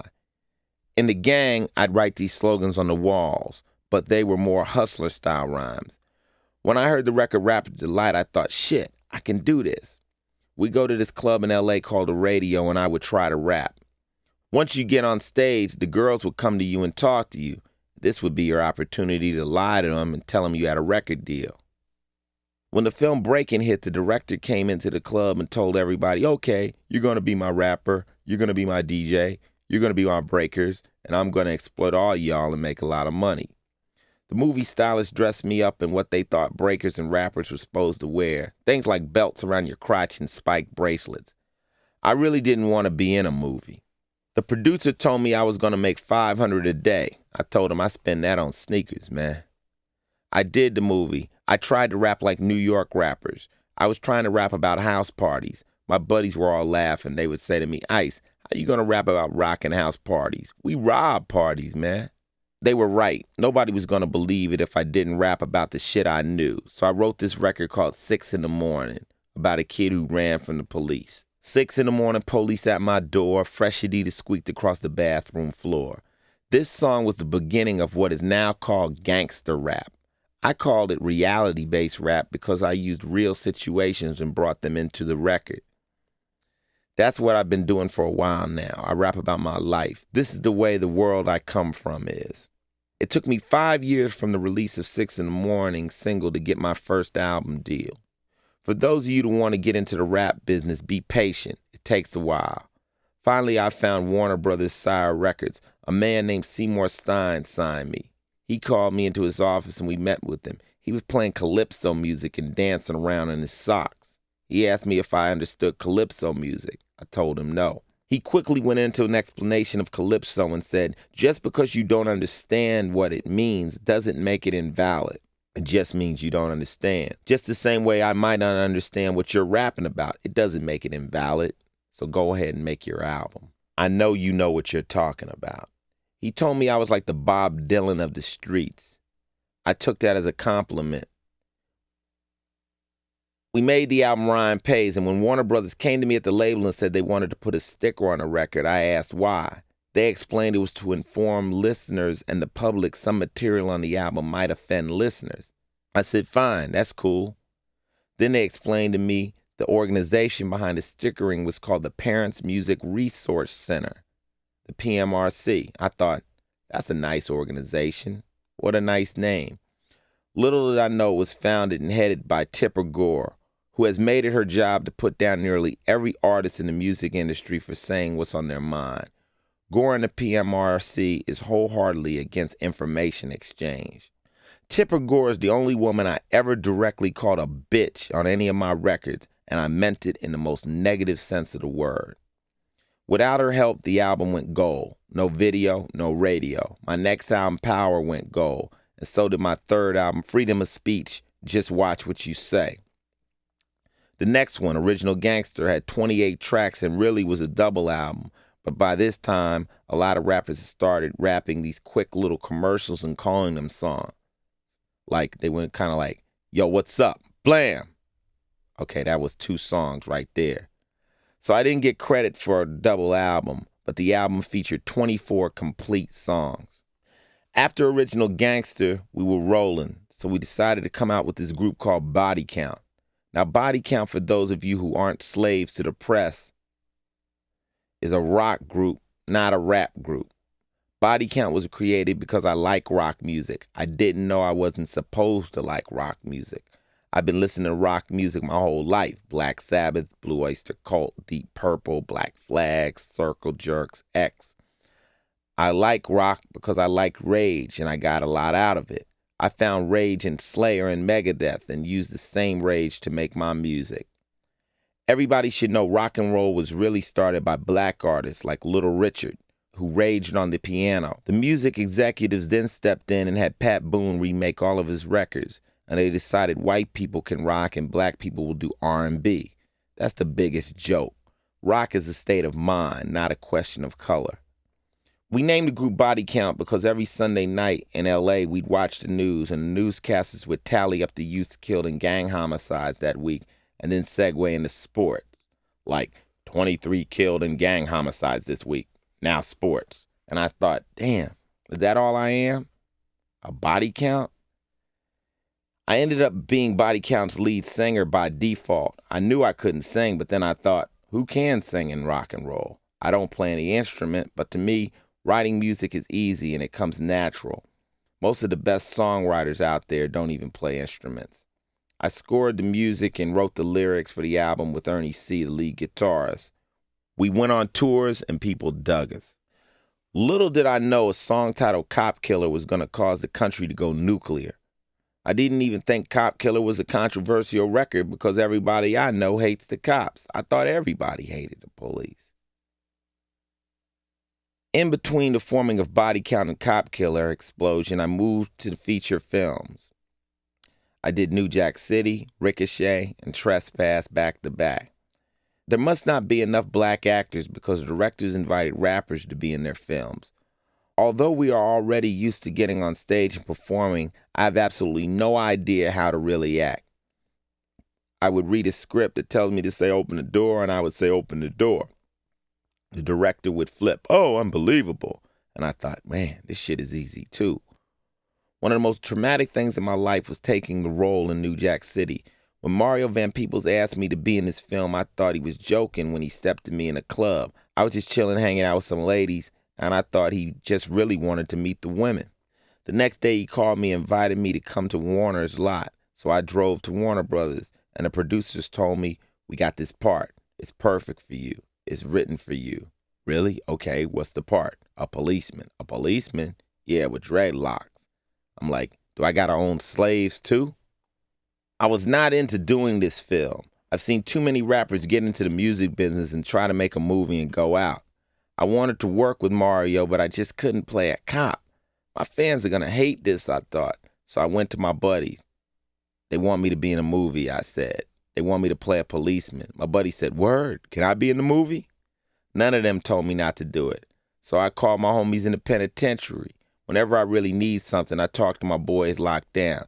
What do you think about this? They want me to be in a movie. They want me to play a policeman. They said, word, if I was out, could I be in a movie?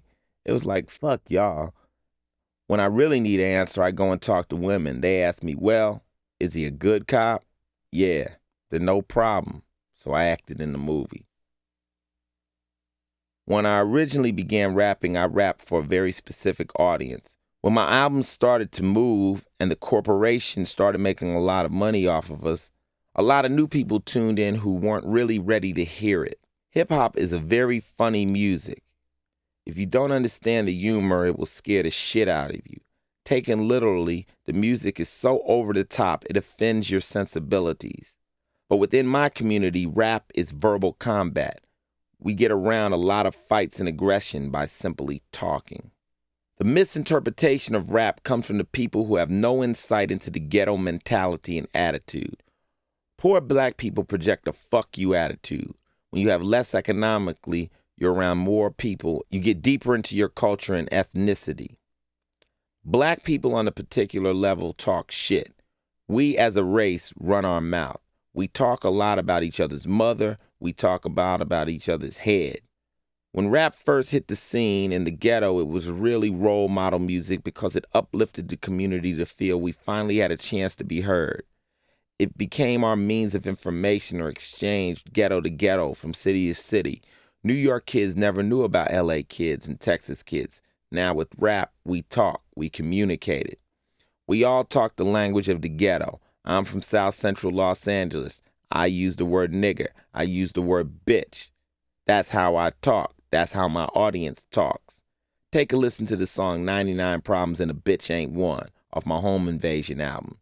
You change the word bitch to girl, and this is a pop record, not a street record. Bitch equals street, girl equals pop. I could sell that one to Vanilla Ice. My records are directed at a very hard people. These are brothers in the streets who ain't listening to nobody. It takes unconventional tactics to keep these brothers listening.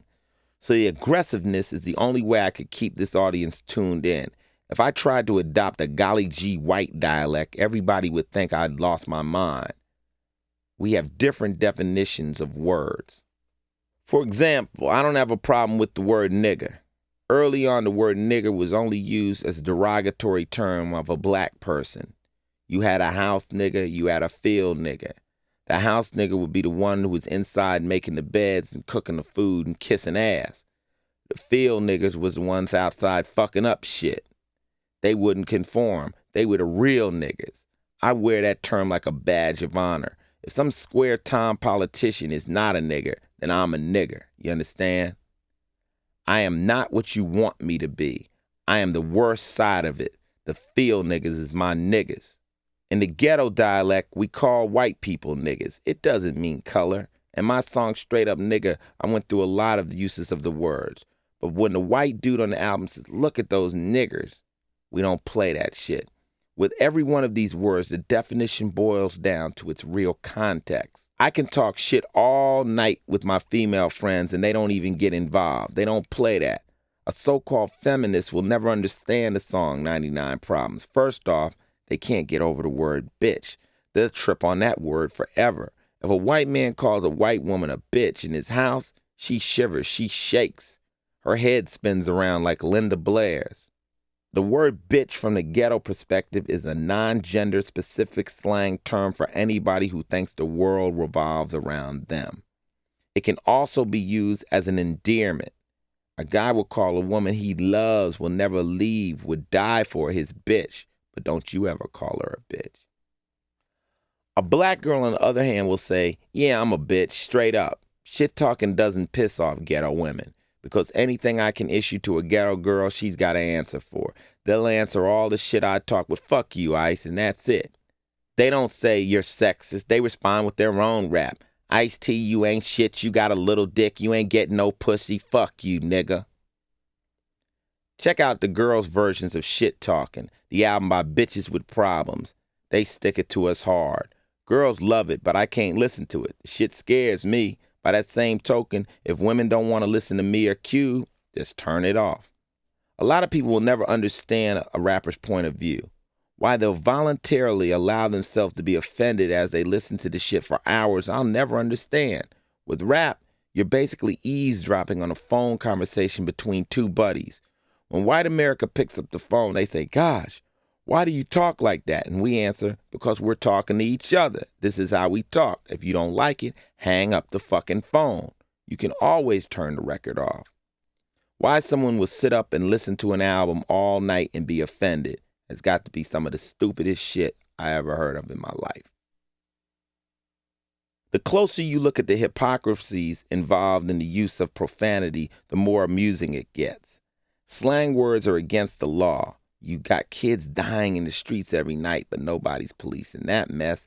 The country has slang police. According to the FCC, you can't say tit on the radio, but you can say boob. You can't say dick, but you can say penis.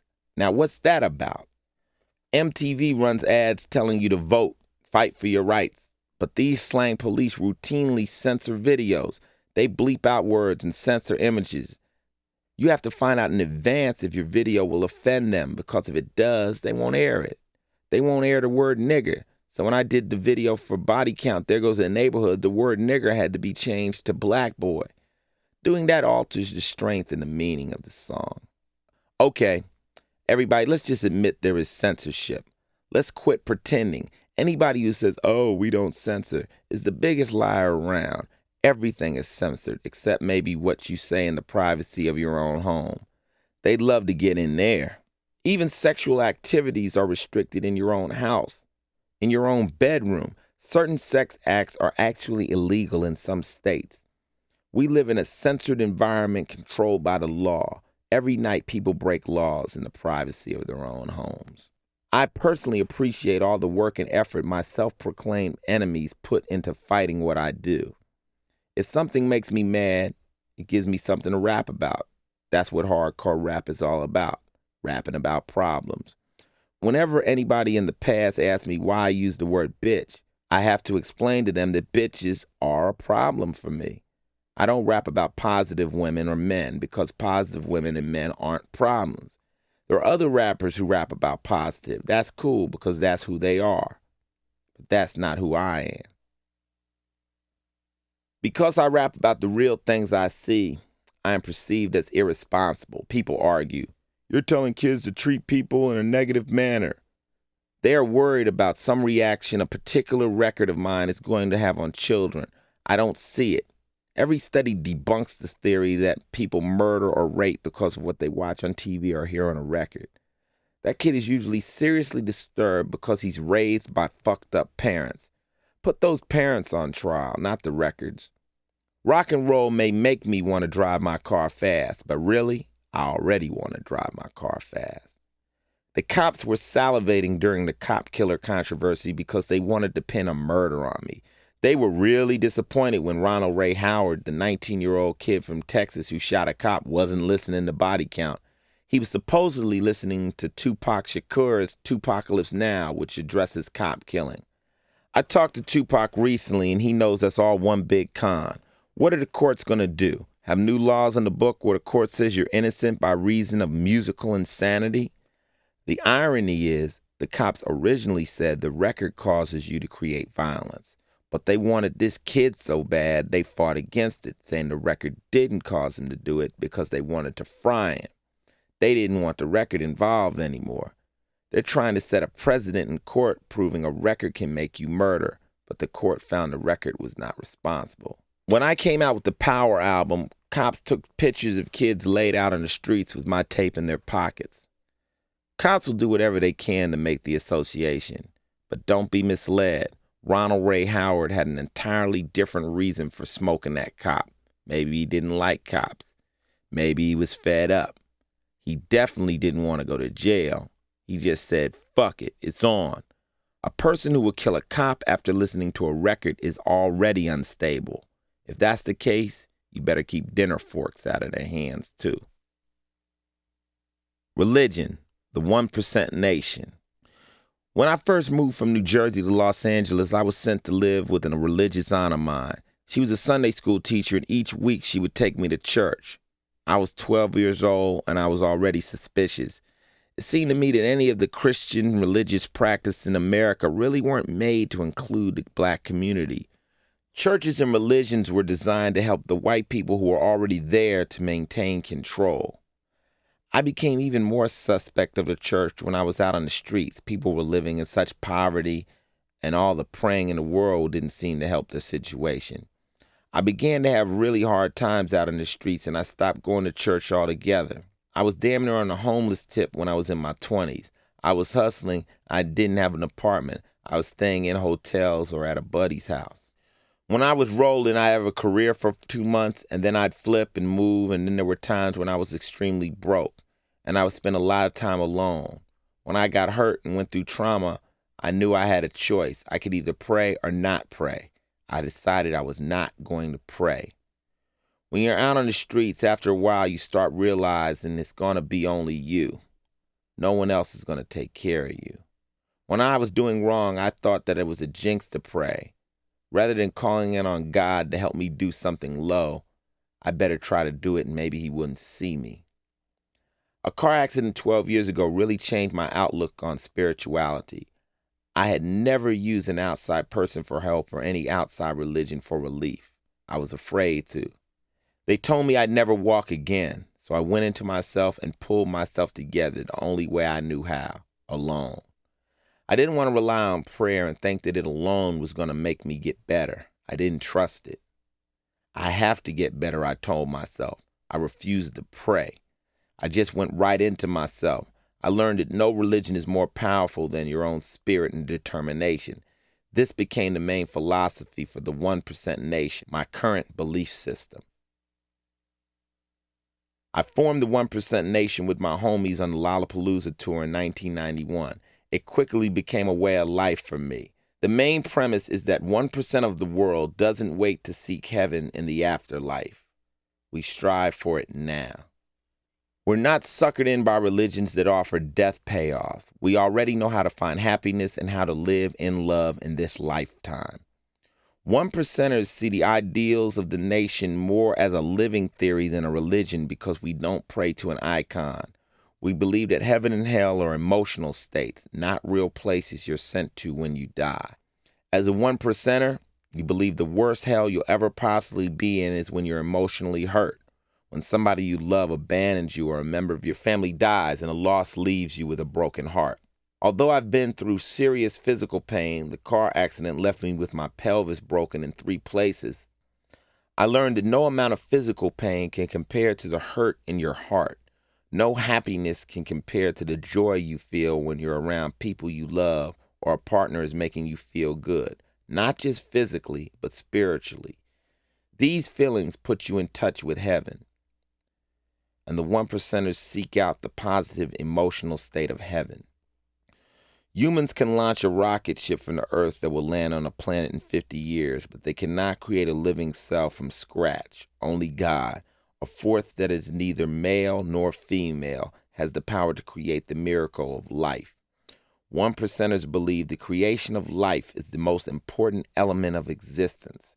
Sex is the only thing you're ever going to do in your life that is holy because this is where life is created.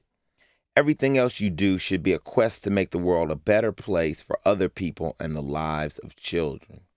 We've been compared to a sex cult because we believe the meaning of life, the Holy Grail, is found in the male-female connection in reproduction. If God didn't want us to make love, sex would be the most distasteful, terrible thing in the world. If we had to slash our own wrists to have children, we could possibly be extinct by now. Instead, the act of love is an act of euphoria. Without drugs, without any stimulant, sex allows you to travel through time and space. I am convinced sex is the ultimate drug. There is no doubt in my mind when it comes to sex, 99% of the world is frustrated. 1%ers believe you can have as many sexual partners or lovers as your heart can handle. We feel your heart is a meter, a conscience, that lets you know when you're doing something wrong. A woman might feel she can only love one person. The monogamy is right for her. Another woman might be able to love 2 men at once, and that's what's right for her. Most people who think like the second woman have society's guilt imposed upon them.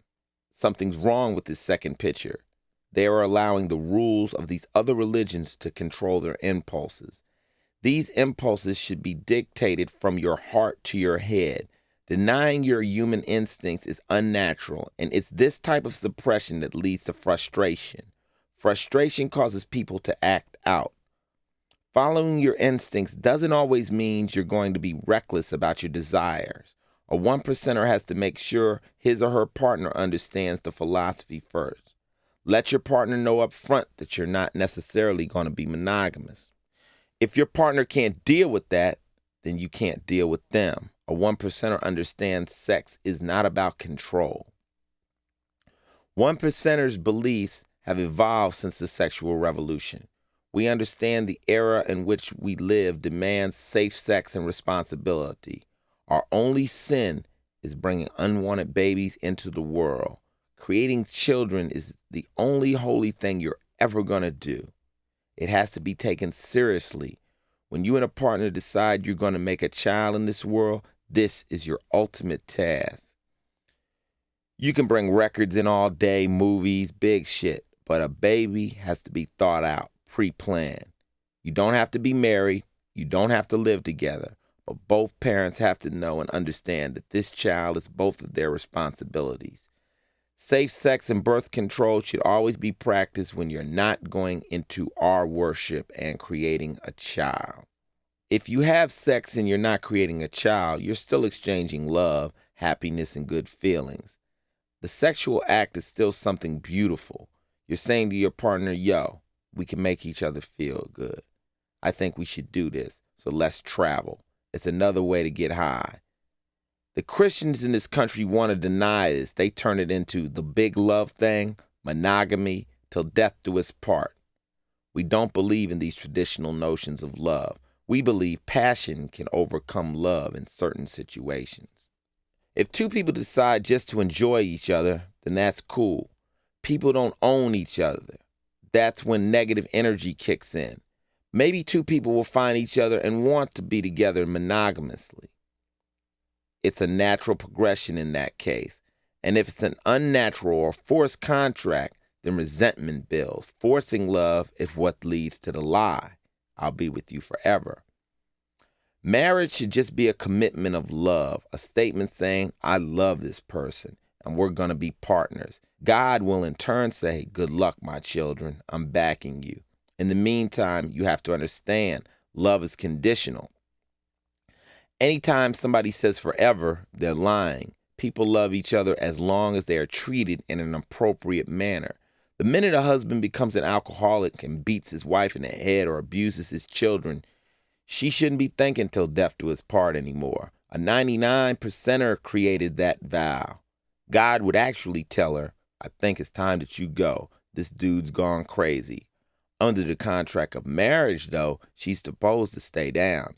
Marriage becomes a smokescreen that has nothing to do with love of two people.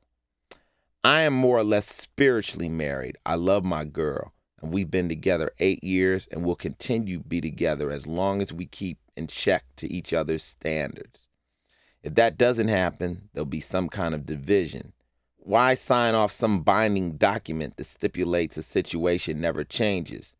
The 1% nation is simply more realistic in its outlook. The 99%ers are the people who cause all the problems in the world. We consider their religions middleman religions. Once you enlist in a middleman religion, you'll be going through some icon like Jesus, Muhammad, Buddha, whatever, to get to God. Middleman religions are the reason so many people are at war and dying because they're constantly trying to outrank each other. Muslims will fight Jews, Christians will fight Muslims. All they're doing is fighting to be the middleman. One group will convince you to go with them. We'll get you MCI to God. The other one will say, nah, we'll get you Sprint. God does not discriminate. God speaks to every person because every person is a miracle. No child is farther from God or the power than the next person. The Pope doesn't outrank you or me. We can all get in touch with the power. Every life is of equal value and has equal connection to the power, and it has nothing to do with race, sex, or how much money you send the fucking church. 1%ers feel two of the most important things in life are your health and your freedom. Everything else is an accessory. If you're not free, you're living in hell. We believe you try to stay out of the negative emotional states by being a good person. We believe in karma and reaping what you sow. If you give out positive vibes, you'll receive positive vibes. If you give out negativity, expect to suffer the consequences. The 1% nation can run in conjunction with any religion you might already embrace. You can be a Baptist and still have 1% ideology. Guys in my crew are extremely religious. We never say to anyone, lose your religion and join us. This makes people stop relying on their own religions on their own initiative. Compared to the 1% nation, most other religions are too restrictive, too full of denial and condemnation. Although the 5% nation, a Muslim religion, is similar in ideology to the 1% nation, it has some variations I don't agree with. You can't eat certain foods, and a lot of members are totally against white people. Some believe white people are the devil. Some are anti-Semitic. On the other hand, members, they call each other gods, will say you should judge a devil by his deeds, and that's closer to our philosophy. During the cop killer controversy, I met with the Minister Farrakhan at his home in Chicago. I told him, I'm down with the Muslims, and I understand your religion can be very uplifting. But I can't give up my bacon, and I ain't going to tell you I wouldn't be with a white woman. I'm going to tell you the truth. He told me, Ice, nobody's ever come to my house and talked to me like that. Either you're very crazy or you're very powerful, and I'll bet on the second.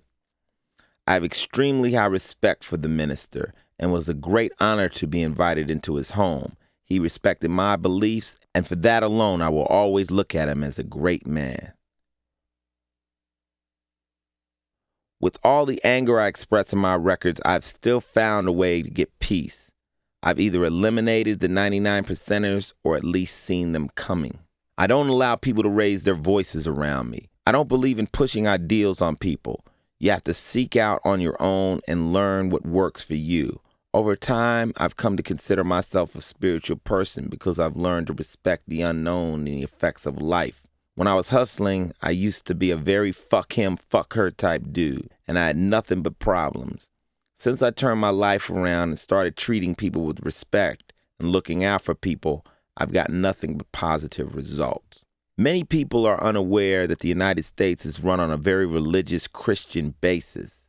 The money reads in God we trust, and a lot of the country's laws are religious statutes, ages of consent, bigamy. The country's moral codes are Christian-based. Many of the censorship issues we run into are rooted in religious ideals and prudish notions. On the flip side, the Constitution says flat out that there's supposed to be a separation of church and state. The Southern Christian fundamentalists have a stranglehold on this country. They throw their weight around a lot. They step into store managers and threaten to picket their stores when they sell our records. And the store owner's contract, it reads, if you cause a disturbance in this mall, you could lose your lease. Instead of causing that disturbance, the owner will pull the records. That's just a tiny example of the control they have in this country. Although the Christian church in the black community still has an active presence, the primary followers are older black people and parents who still have the slave mentalities. The kids on the streets are banned or self-exiled from the church. If they don't have a mother to bring them into the church, there's really nothing to make them want to go in there. When the white missionaries came to Africa and the blacks were enslaved, they first instilled us with the fear of God to keep us enslaved. In America, the Ku Klux Klan was able to scare the shit out of us by dressing up like spooks and burning crosses. Our people felt, who on earth could be so diabolical that they would burn a cross? Isn't that God? The Klan scared the shit out of black people. Today, black Americans are tired of the Jesus Christ image that is perpetuated. If you read the Bible, the scripture says the man had woolly hair. Even the region he came from offers overwhelming evidence that he was black. They would at least give us that much credit in the church. Christianity might be strengthened. But by saying that the Son of God is white and that makes God white, all that does is compound the feeling in black Americans that they are second-class people. The church will have to come out of his lies for the kids to start listening. The people who run the churches have to begin reading the books the way it's written. You can end racism before you can end religious arguments. There will always be holy wars because religion is too handy a rally tool for people in power. Spirituality is a good accessory to add to your life, but before anybody can get anything going right, they have to have confidence in themselves. They have to believe they can and should do everything with or without God. Always use your own head and your own heart to determine your beliefs. Don't even believe me without thinking it through. Racism. A lot of y'all are probably racist. The quickest way to find out if you're racist is to ask yourself, how would you feel if a black or Puerto Rican or Hispanic man went out with your sister? Would that bother you? If it does, then you're racist. Kids don't know what color you are, but they learn. Sooner or later, somebody clues them in. When I lived in Summit, New Jersey, I had a buddy named Mark. I didn't know he was white. I just knew he was my buddy. I used to play over his house, and at night, Mark's mother would let all the other kids continue to play, but I was always sent home. So I asked my mother, how come Mark's mother makes me go home every night? She said, that's because you're colored. You have to go home because you're colored. I'm not going to teach you about it now, but you'll learn about it. You'll learn. In second grade, I became friends with this other white kid named Todd. Everybody played at Todd's house after school because he had all the cool toys. My buddy from my neighborhood, Kenneth, wanted to come play with us. Kenneth was a dark-skinned black kid, and Todd told him, no, I can't have any more kids over my house. And I told Kenneth, cool, all right, Ken. I'm going to go to Todd's house. And Ken said, it's cool. I'll see you tomorrow. So when we walked on our way over to his house, about 5 more kids rolled up, and Todd said, come on over to my house. So I asked him, I thought you couldn't have any more friends. And he said, oh, Kenneth, he's a darky. Right then I realized Todd thought I was white. That was my introduction to racism. My mother was really light-skinned, lighter than me. Her side of the family was Creole, a mix of French and black. My father was dark. What or who I was, I really didn't know. My mom died when I was in the 3rd grade, and my dad passed when I was in the 7th grade. I was kind of left alone to figure everything out. I'd grow up in a black neighborhood, so I didn't think much about it. In the military, I was called nigga this, nigga that, and I just learned to tolerate it. As you get older, racism doesn't go away. It just builds and builds. I might have more money in the bank than any middle-aged white lady will ever see in her life, but if I'm strolling through the mall in Chicago, she'll clutch her purse nervously as she sees me coming. People will eye me suspiciously in the stores. I see them sweat next to me on the elevators. You just get used to it. It ain't no big thing. Black people are just used to that shit. Other people will wonder how I can take it, but I figure I've got two options. I could just be pissed off at the world 24 hours a day, every day, or I can just go about my business and look at them like they're dumb. And I picked the second option because that's just how this country is and these people are programmed. Somewhere along the line, you just learn to tolerate it. Some people don't tolerate it. They learn to hate. I just never could get into hate. My manager's name is George Hinojosa. His father is Bolivian and his mother's white. When I met him, he was having his problems. Nobody was getting his name right. He was tired of fighting it. He was ready to change his name to something else, and I told him, dude, you can't give it up, man. That's your name. That's who you are. Fuck these motherfuckers if they don't like it. Let them learn how to spell and pronounce it. If they don't dig you having that name and you want to change it so you fit in with their fucked up rules, it's going to be the biggest sale you ever did. That's your life. He stuck it out. But a lot of people make these concessions just so they can get along in the system, and it's just bullshit. Sometimes I think about changing my last name to X, because the only way you're going to know yourself is to first be in touch with yourself. That holds true to white people, too. I don't need any white people coming up to me and saying, yo, I'm black. Why don't you say, yo, I'm white, and I understand what's going on, and I'd like to be down? That's the most helpful tack you can take. A crip will tell you, no one can stop this war but us. It's the same thing with racism. Blacks don't want to leave the solution up to the white power structure because we know it won't get handled. You can't just say, white people got to do this, white people got to do that, because you be falling back on letting the white man take care of you. So we have to make our own move. A white person who wants to be down can really help us just by not being racist. That's one less person who judges me because of my color. I've taken this task upon myself of telling black people not to hate white people. The media is constantly perpetuating fear. Black crime, black riots, black. So now you're going to tell somebody who's white you shouldn't just hate black people. And they're staring at the tube. Well, look at TV.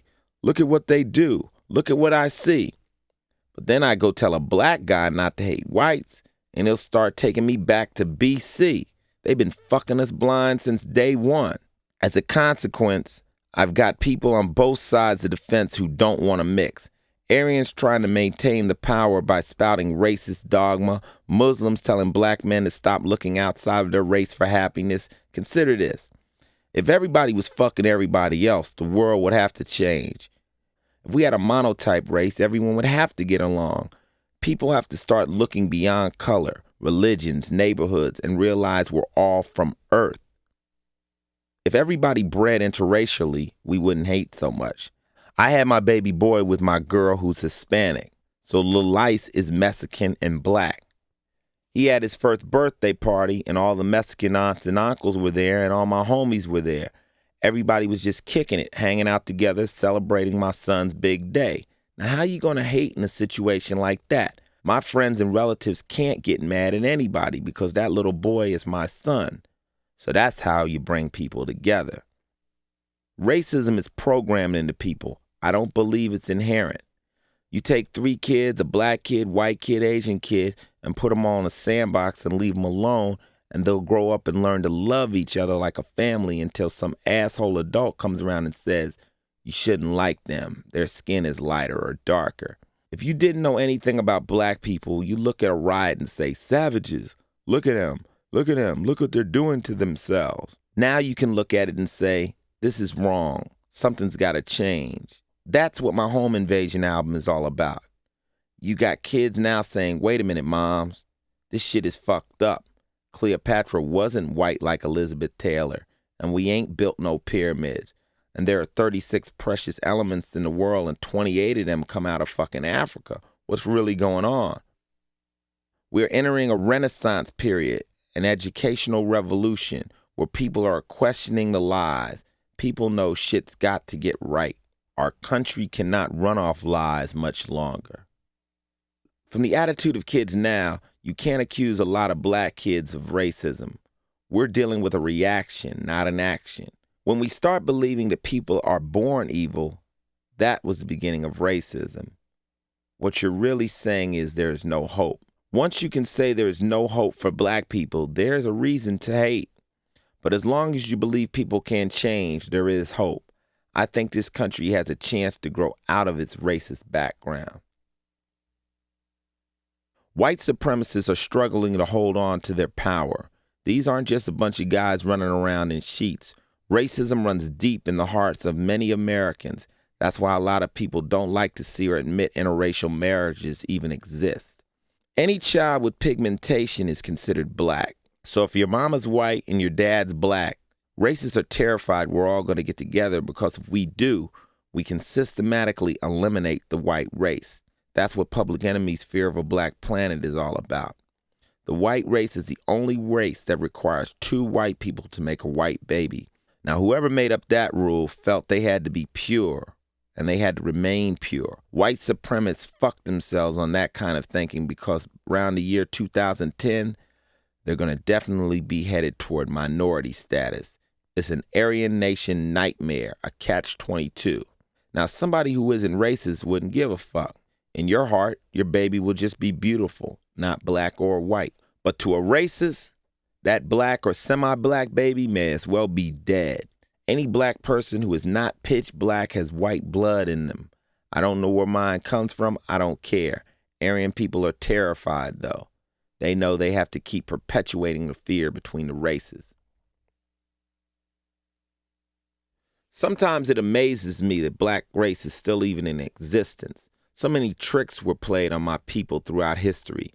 Babies were snatched from their families and deprived of their ancestral and cultural history. When that happens, how the fuck do you know who you are? Under those circumstances, how can you expect people to start off some 300 years later and catch up with you? You are presenting them with an impossible task. So whenever you hear black people are ignorant, they're dumb, they can't talk, you have to remember that white society only allowed them into the game a few years back.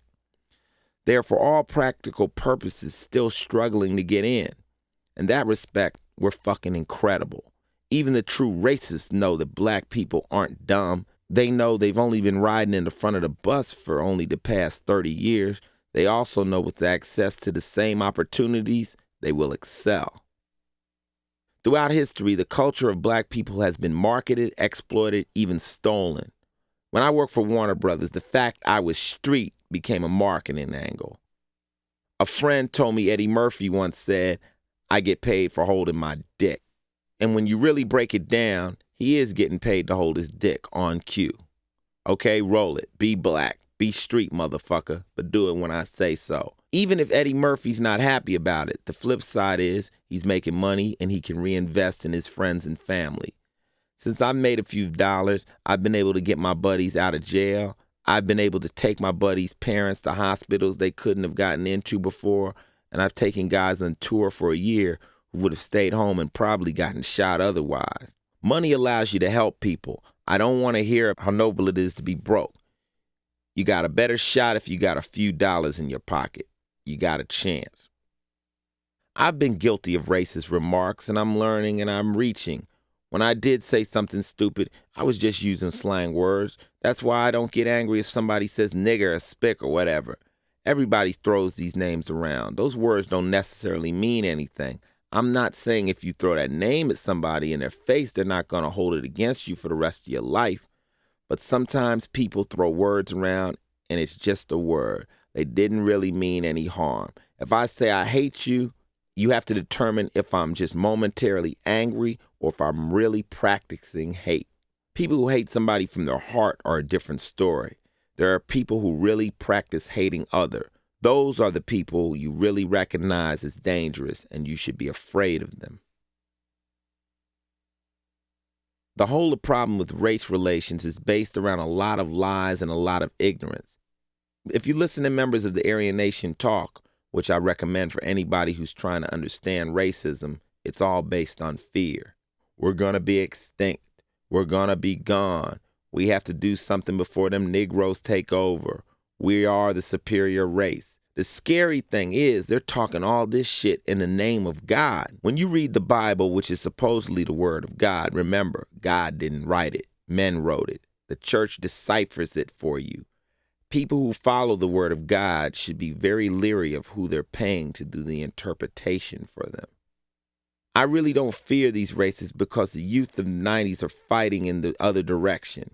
I really know now more than ever the younger people are coming off that racist shit, and the movement is being spearheaded by music. I think Lollapalooza has a great potential.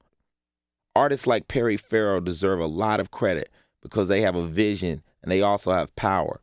The white musicians are the artists up on the hill, and when they turn around and give credit to other cultures, people listen up. Lars Ulrich wrote in Rolling Stone that Body Count was his favorite metal band. He's given us props. Throughout this whole struggle, that's all people are asking for. They just want some props, some respect. That's why Marky Mark isn't hated. When somebody like Marky Mark comes out and raps, all we say is, well, rap, man. Prove to us you can rap. That's the same way white kids did with me and Rock. White kids looked at Body Count and said, okay, we're not going to judge you, guy. Just don't pose, Ice. Give us some real rock. People accept it if it's real. Michael Bolton wins Best R&B Artist because it's not a matter of color to a lot of people. It's a matter of if you accomplish what you're saying you're out to accomplish, and Bolton sings his fucking heart out. Vanilla Ice ran into a lot of problems because he lied, not because he was white. Instead of coming out and saying, hey, I'm a white kid out of Texas and I'm trying to rap, he came out with a hardcore pose. I'm from the streets, I'm down. And when you say you're from the streets, that carries a lot of weight. A lot of black people can't say they're from the streets. From the streets means you might have done dope. You might have been homeless. You might have earned your money on the street without an outside job or parents for help. You hustled on the streets of Harlem. Somehow you came up with something to sell so you can make it to another day. You lived and worked the streets. You had $1.40 for dinner and there was no goddamn food. You were there scrambling. Unfortunately, there are too many kids that are from the streets, but Vanilla Ice ain't one of them. I used to ask about Vanilla Ice. What street you from? Sesame Street? It's really where you've grown up. The color of your skin isn't what gives you the flavor, the juice, or the angle of seeing things. It's who you are and how you're living. If a white baby grows up in an LA housing project, he will talk like me. He'll act and walk like me. He might even be the craziest little gangbanger you ever seen. If you take a black child and put him in Simi Valley Home and keep him there and don't let him associate with kids in the hood, he will grow up like Brian Gumble. To me, Gumble is the epitome of the black-skinned white person. His speech, his talk, how he carries himself. Now, for all I know, Brian Gumble might be a cool motherfucker, but on TV he portrays a dude who gave up all his black culture to get a job. He strikes me as the kind of black guy who would call gangbangers niggers and use it in the most negative sense of the word. Maybe he's another product of his environment. Like the Black Panthers used to say, if you think the system works for you and you agree with it, you're in the white. If the system is against you and you're questioning authority, you're in the black. The enemy is the person who judges straight off skin color. You have to know who they are in order to fight it. The fucked up thing that the people in the black know is no matter what you do, you'll always be a nigger. So Bryant, listen up. You're a nigger, man. Anybody trying to get into the white is just being foolish. There is no way around that. I'm proud to be a nigger, and I know I'm in the majority. Not only are blacks niggas, but Indians are niggas, Jews are niggas, Koreans are niggas, Hispanics are niggas, Puerto Ricans are niggas, WASPs who like black people are niggas. If the white racists want to play this little game of supremacy, let's at least get the sides right. If you want to play this game of racism, let's not just be the blacks on one side here. Let's all unify. Then let's see if they want to continue to play. I'm very glad the Koreans and blacks are starting to get together down in South Central. The Hispanics in Los Angeles are also striving toward unity. A real tight unity already exists between the blacks and Puerto Ricans in New York, And it's this type of energy that can finally make South Central a community.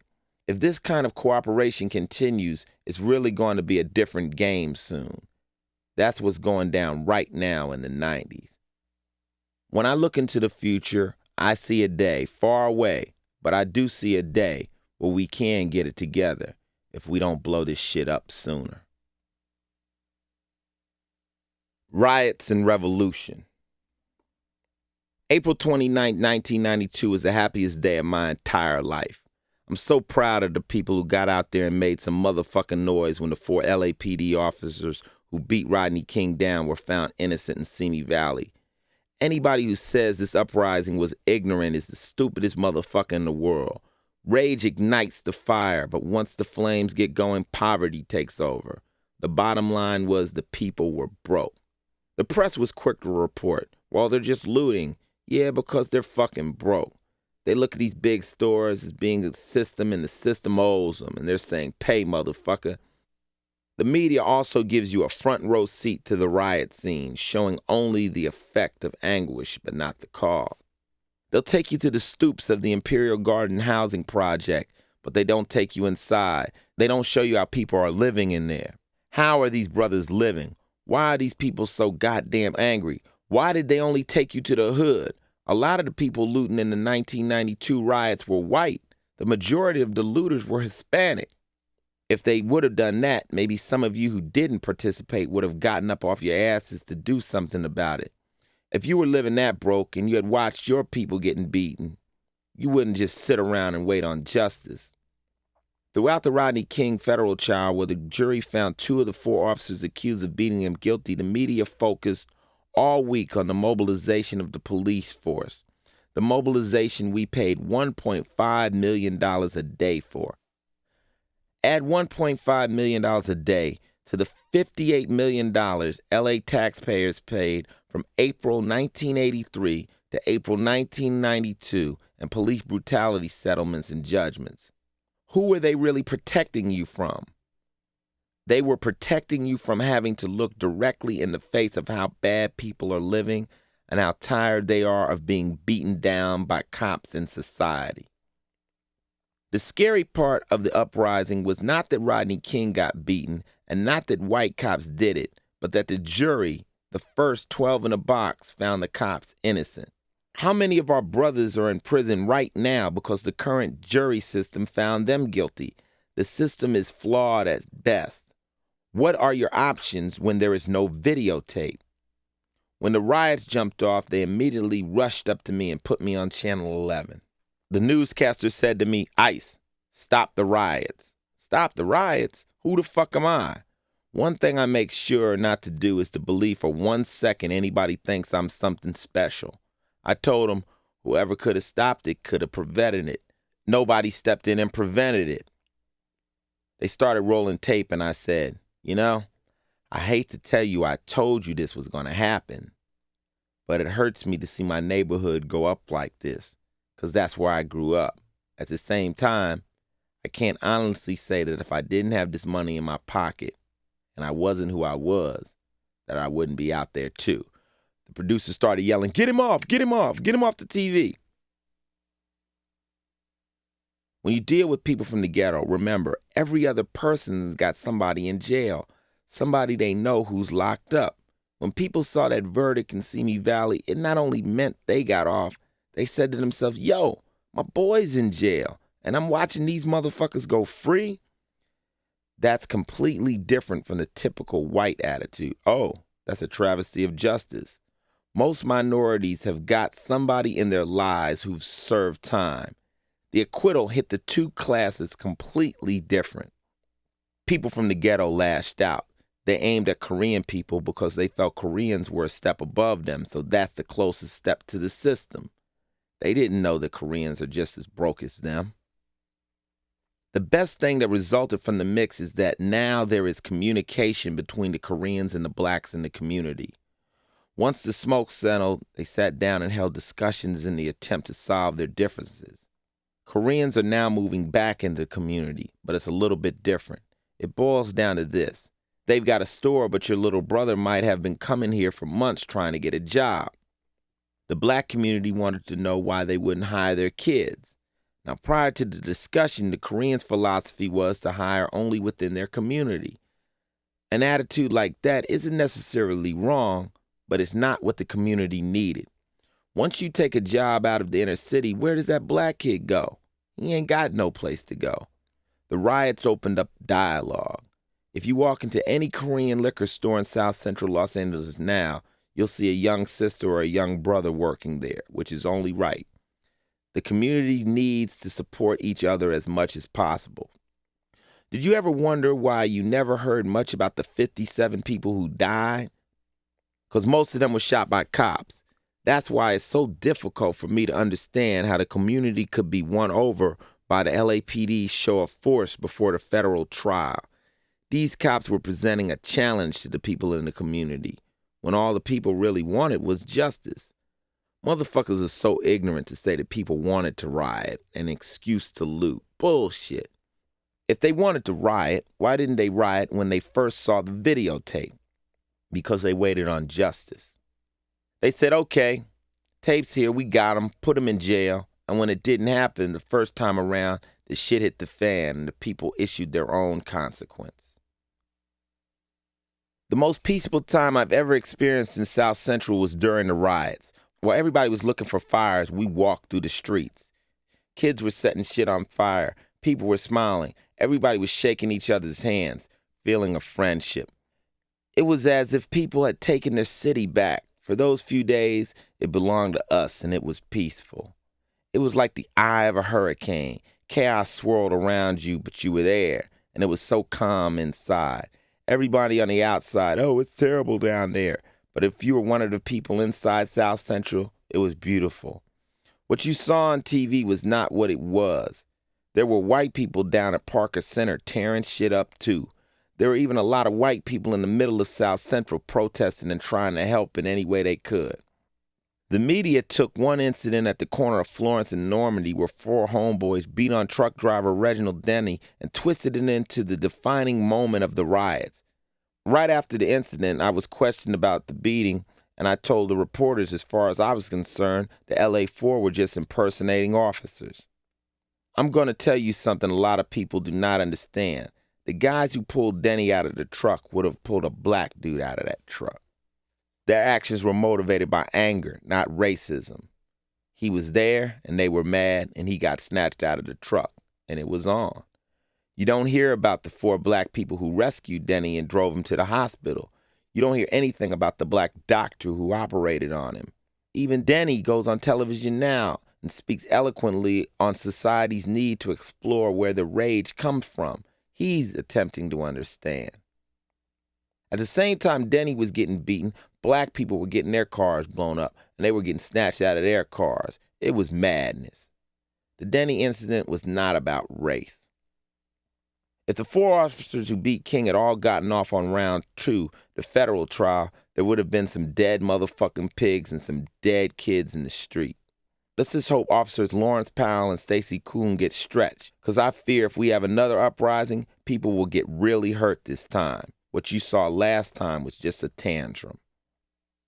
If people don't pay attention, though, shit's going to get worse.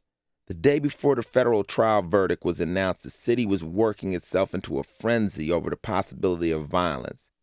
As a guest on Channel 4 News, Jesse Jackson made this point: the absence of noise is not the presence of peace. The crisis and the injustice in the inner city is a lack of hope. Now, how do you fix the lack of hope? You create real opportunity. You don't just talk about it, you move on it.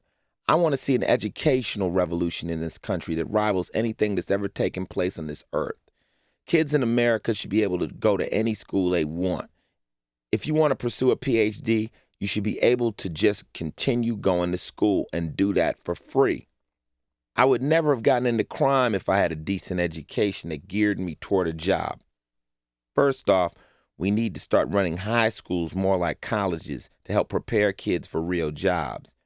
Early in their high school career, kids should be required to pick a major and work toward it. The teacher should ask them, what would be your dream vocation? Once you really answer that question, you can start working toward that career. The whole system has to be revamped. So a kid wanting to be a doctor has more options than just a biology class. He can learn finance and sociology too. This way his dream won't be shattered when he gets out of high school. He will already be working toward a goal. Kids need to have direction much earlier in the game. You should be able to further your education after high school with or without money. The statement that there are more black men in prison than in college should frighten this country into changing what's staring them right in the face. Don't just build more prisons and hire more police officers. Start paying teachers money. Revamp your education system. It's a tragedy police officers make more than teachers. Teachers should be the highest paid professionals in the country. Without teachers, we got nothing. How do you pay for this revolution? Well, I can come up with $3 billion real quick to help you out. Take $1 billion from the space program. That means we won't get a space station built in 2001. It'll be completed in 2003. Take another billion from the defense program. Take one of them stealth bombers. We ain't using the stealth bombers. The motherfuckers don't work. Nobody gonna miss it. The last $1 billion should be snatched from the law enforcement because if people were in school, there'd be less crime. Now that's $3 billion I just came up with, and I'm a fool right off the street. When is the last time you heard of a guy dropping out of law school and robbing a 7-Eleven? When's the last time you heard of a guy who was studying to be a doctor stealing a car? That doesn't happen when you think you have a chance of doing something else with your life. It's when your brain lays dormant and you're hanging around in the corner drinking and thinking of ways to get over that shit goes whack. Look at the current environment of the inner city schools. In junior high, you already have an intense prison environment. You've got all these people pushing up against each other. Everybody's flexing and kids are getting shot. This is what happens in schools when conditions deteriorate. They are overcrowded and the teachers are underpaid. We need to build additional schools for these kids. My high school was called Fort Crenshaw. That environment is no way to inspire young minds. The schools are so crowded the kids are being bussed into the suburbs and the gang problem is starting up all over again in the white neighborhoods. This violent cycle begins from lack of money being pumped into the youth early on. The well-being and education of kids have to be our top priorities just for this country to survive. America has such great potential. Quality education should be something that's provided for all people. It will eventually fix our lopsided economy. Look at the Japanese economy. We dropped a few bombs on them, right? Their government came back and said, okay, cool, trip off this. We don't even have an army no more. We'll just put money into education and buy the United States. I know if our country put its collective mind to work, we could have this revolution intellectually and intelligently, because I don't want to do this violently. The controversy. To understand the controversy, you must first understand that free speech does not really exist in America. The Constitution is just a figment of all of our imagination. There is no Bill of Rights. There are no amendments. They simply do not exist. Think about it for a moment. 200 years ago, when the Constitution was written, I was considered property. Now, the mindset of anybody who can draft a Constitution and say, everything looks okay, doesn't it? This is right as we can get. Black people are slaves. White people own everything. And we have all the power. Any questions? Okay, let's sign it. How could you believe you could own somebody and since you were doing something right? The entire Constitution is void. It was written by lunatics. Throughout the controversy, people defended me on the grounds of the First Amendment. Fuck the First Amendment. I have the right under God to say anything I want to say from my heart that comes out of my mouth. I do not need a law to say what I can or cannot say. I am a human being put on this earth, and I can say any motherfucking thing I want. As soon as you make a law to tell you what you can say, the same law will tell you what you can't say. Fuck the motherfucking First Amendment. I've been surrounded by controversy since I started making records. Anytime you ever say something the conservative masses disagree with, you've made a controversial statement. The power brokers in this country rarely agree with anything I have to say. The reason is simple. I am a black man and my agenda is counter to their agenda. Their agenda is to maintain the status quo. My agenda is to flip the status quo and to allow people on the bottom to get to the top. Naturally, the people on the top want to stay there, but it's my aim to see that everybody can get to the top. One reason I am regarded as being so controversial is I say exactly what's on my mind. The people are always telling me, don't say that. I just continue to speak. This book won't get me a Nike commercial or a Coke commercial, because in order to get the big sponsorships from these companies, you have to buy into the American way. You have to say, the president is great. There's no racism. Let's pay our taxes. Isn't this country great? Red, white, and blue. The Persian Gulf War. Yeah. As much as I would like to do a Nike commercial with Michael Jordan, it's not important enough for me that I would change my beliefs.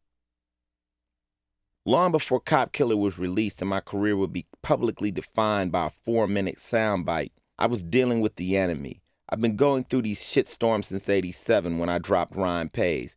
It was the first album ever stickered, and I was the first real rapper to come out and use a lot of profanity and talk crazy. When I dropped Power in 1988, people went after the album's cover, which you'll recall had the infamous photograph of my girlfriend in a bikini holding a gun. They also came after the song I'm Your Pusher, which is an anti-drug song. Without even knowing what the song was about, people flipped. Are you saying you're selling dope, Ice-T? By the time my next album, Freedom of Speech, Just Watch What You Say, I had already seen just exactly how much protection the First Amendment offered black rappers in this country. I was beginning to see how worried everybody was about what I had to say. In the song Freedom of Speech, I rap, let me tell you about down south, where a motherfucker might as well not even have a mouth. Columbus, Georgia said they'd lock me up if I got on the stage at my show and said, fuck. So I thought for a minute and said no, I wasn't even gonna do a damn show. Cause for me to change my words from my rhymes is never gonna happen cause there's no sellout on mine. But I vowed to get those motherfuckers one day. They even arrested Bobby Brown and Cool J. Yo, they got theirs coming cause I'm mad and I'm gunning homeboys and there's no running. I'm gonna tell you how I feel about you. No bull, no lies, no slacks, just straight fact. Columbus, Georgia, you can suck my dick. You ain't nothing but a piece of fucking shit on the damn map. When I wrote those lines in 1989, I'd been out there on tours and was running into freedom of speech. People had already told me what I could not say on stage in Columbus, Georgia. They said I couldn't say anything they called a swear word, and you couldn't touch yourself. Body Count was intentionally different from an Ice-T album. An Ice-T album has intelligence and at times has ignorance, sometimes has anger, sometimes has questions. Body Count was intended to reflect straight anger. It was supposed to be the voice of the angry brother without answers. The tone of the record wasn't, why are the police hurting me? Why are my parents racist? It was, fuck the police. Fuck your parents. If you took a kid and put him into a jail cell with a microphone and asked him how he feels, you'd get Body Count. Fuck that. Fuck school. Fuck the police. You get raw anger. Body Count says, let me put you in touch with that anger. That's how I analyzed NWA when they came out. Reporters came to me and said, your music is different than NWA. NWA is stupid. And I would explain to them, NWA ain't stupid. They just didn't understand what NWA means. NWA is niggas with an attitude. It's supposed to be visceral. It's intentionally expressed with an attitude. Body Count was an angry record. It was meant to be a protest record. I put my anger in it while lacing it with dark humor. We decided to fuck with three enemies in Body Count. First, the KKK.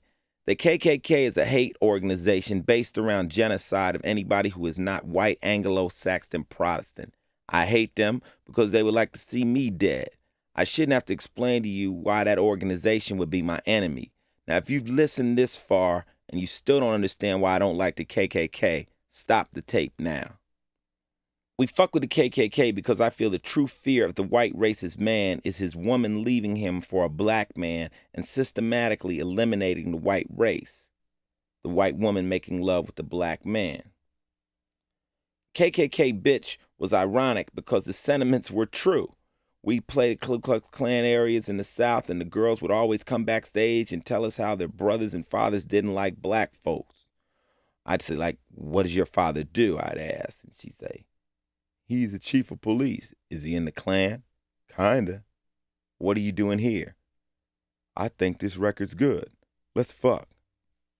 We knew the KKK bitch would totally piss off the Ku Klux Klan. There's humor in this song, but it fucks with them. Our second attack was on racist parents. Anyone who brings an innocent child into this world and decides to teach them hate is our enemy. Mama's Gotta Die Tonight was written to mess with anybody who has a racist heart. It's about a kid who dismembers his mother over racism. And the record I play a kid who kills his mother over a white girl. A white kid could kill his mother over a black girl and it would be essentially the same song. I also wanted the record to be a metaphor for the dismembering of racism, a dismembering of the whole attitude. Whoever is still perpetuating racism has got to die, not necessarily physically, but you have to kill off that part of their brain. From now on, consider it dead. And last, brutal police. We targeted police who feel it's not their job to solve problems, but to perpetuate them. At the very beginning of Cop Killer, I dedicated it to the LAPD and to Police Chief Daryl Gates. The lyrics are blatant and very specific. The chorus explains what the record is about. Cop Killer, it's better you than me. Cop Killer, fuck police brutality. Cop Killer, I know your family's grieving, fuck 'em. Cop Killer, but tonight we get even. My anger is clearly aimed at brutal police. People who came after the record didn't understand how I could sing, I know your family's grieving. My response to them was, fuck 'em. Our parents are grieving for the death of our kids. They've been grieving for a long time, and the number of dead cops can't even begin to compare to the number of dead kids. In 1991, 3 cops were killed in the entire state of California. That same year, 81 people in LA alone were killed by cops in proven police misconduct cases. The song was created to be a protest record, a warning, not a threat, to authority that says, yo, police, we're human beings. Treat us accordingly. The moment you step outside of the law, then it's fair for us to step outside of the law too. And somebody's going to die, and it's better you than me. So what happened? The record is out. My fans didn't consider Body Count a controversial record. They listened to Cop Killer and smiled and understood it. My fans got a direct line on me, and they know that if I'm controversial, they are too. You just don't hear them because they don't have platforms like I do. The album debuted at 32 on Billboard's Top 50. Not bad for the first hardcore rap rock to cross over. Body Count tours with Lollapalooza the same summer of 91. In 21 cities, 430,000 predominantly white kids waved their fists in the air and screamed Cop Killer along with us. Nothing happens. In the winter of 1991-92, Body Count headlines its own tour. We hit 70 cities performing Cop Killer to fans at about 80 shows. Nothing happens. Then the first verdict comes in. After looking at Rodney King roll around on the asphalt for about a year, with people watching the cops go free, the shit hits the fan. Cops are being found guilty all over the United States for brutality. First time in a long time, people outside the ghettos were looking at the cops as the actual savage criminals that some of them really are. Honest cops were being prejudged and hurt behind this sweat. Out of nowhere, a cop in Texas discovers Cop Killer, and the record must have scared the shit out of him. Oh shit, he figured. They're rioting in L.A. and now there's a record telling people to kill cops. Oh my God. Even more frightening, it's a rock record, and it's backed by Bugs Bunny's company. My message connected to that corporation was scary as shit. I was being powered by a big business, white-owned, white-run, all-American apple pie business. So the fraternal organization of cops decides that this record is going to be the cause of police getting killed, and somebody else, possibly Ollie North, one of America's arch villains, came to them and said, it's also a good way to take the heat off of the cops. They decided to go after Warner Brothers and run a big boycott. Bill Clinton, probably in an attempt to create sympathy before announcing the Gores on his ticket, Dan Quayle and George Bush compounded this propaganda campaign by coming to the aid of the police and attacking me. What did it all add up to? They managed to camouflage the issue of police brutality. They said, look how terrible Ice-T is. Look how terrible Warner Brothers is. America, can you believe Warner Brothers has a record like this? Immediately, everybody in this country gets mad at me and says I'm terrible. And predictably, America totally forgets about the cops who are on the street still hurting people. all of a sudden, I became the headline news every night. They split America right down the middle, and the people who came in to aid me marched in defense of the First Amendment. I didn't need anybody to come in and say I had the right to say it. I needed people with credibility to step up and say, Ice-T not only has the right to say it, fuck the police. Who the fuck are the motherfucking police that they can control us like this? We're not apologizing to you cops for what you've been doing. It's time for people to get angry along with the guy who wrote Cop Killer. And some of you motherfuckers might end up dead. No one had the courage to come out and make statements like these. Everybody just said, oh, Ice-T and Body Count, you have the right to say it. We love you guys, really. I tried to make it painfully clear. I said if cops were a totally legitimate organization, I might even be a cop. I never said I agreed with crime. But I am saying that when you guys step over the boundaries and you decided to pass judgment, then fuck you. During the same time my record was being condemned, the film Unforgiven was winning critical praise across this country. What's Unforgiven about? A cop killer. Clint Eastwood takes justice into his own hands after his buddy, a black man, is unjustly murdered by a corrupt cop. Sound familiar? What's Cop Killer about? A black youth takes justice into his own hands after his buddies are unjustly murdered by corrupt cops. Just like Eastwood.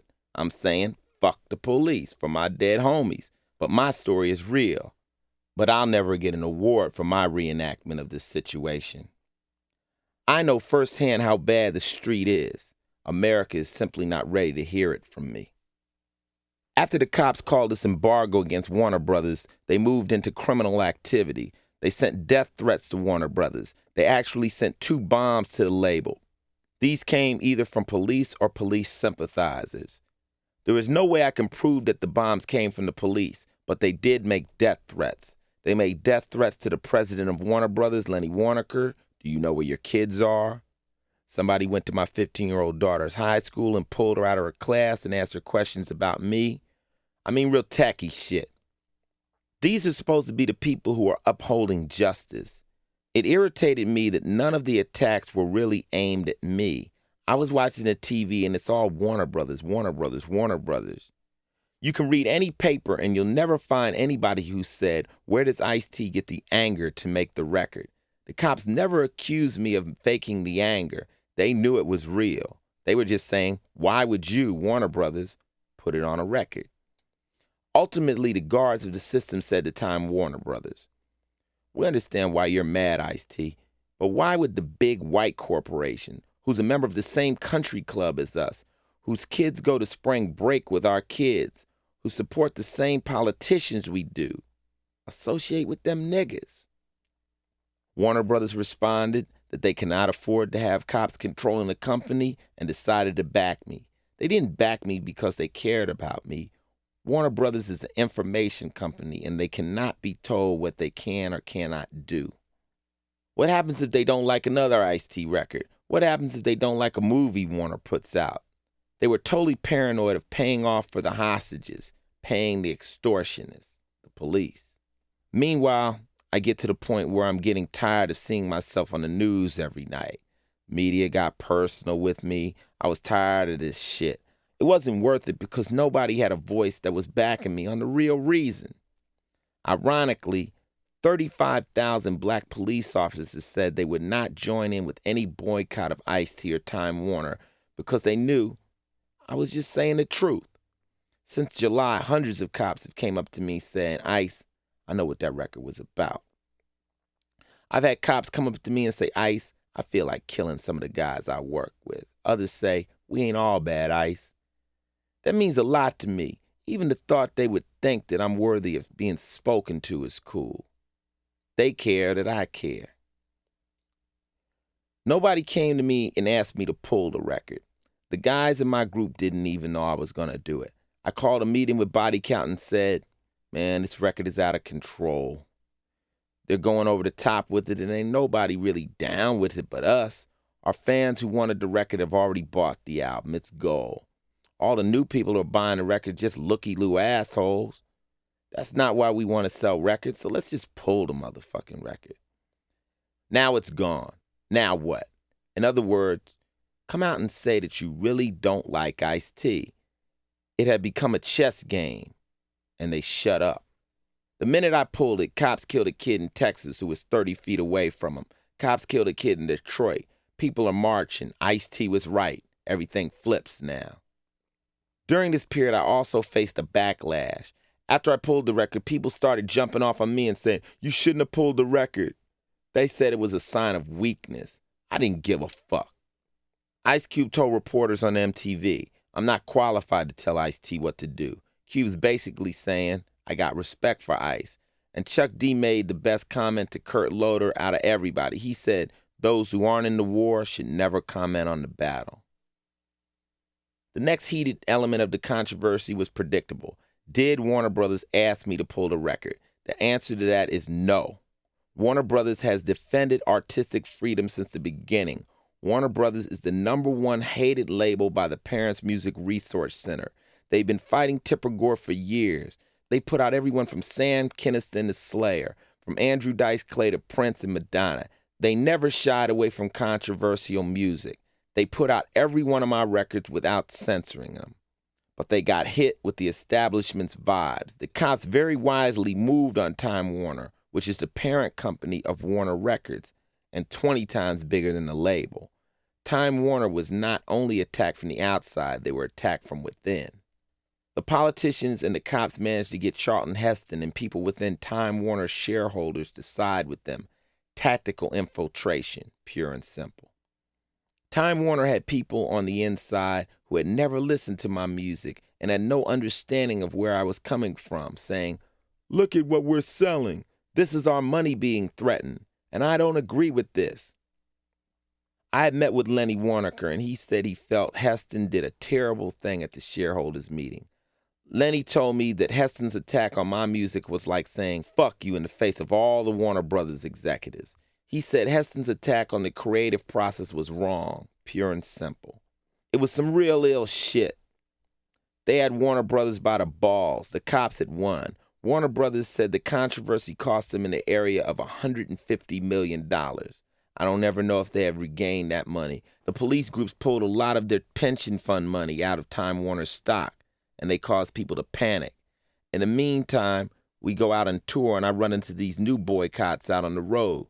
These cops are threatening the club owners, saying they'll shut them down if they let us play. People were shocked. God damn, didn't they just want you to pull the record? You pulled the record, now they're still fucking with you. I never apologized to the police, and I refuse to apologize. The only concession I'll make is to the honest cops who misunderstood the records and took it as a blatant attack on all police officers, which it is not. It's directed at your criminal partner, the one you gotta deal with. It's his record. When we finished my next album, Home Invasion, for a November 15, 1992 release, Warner Brothers was biting his nails.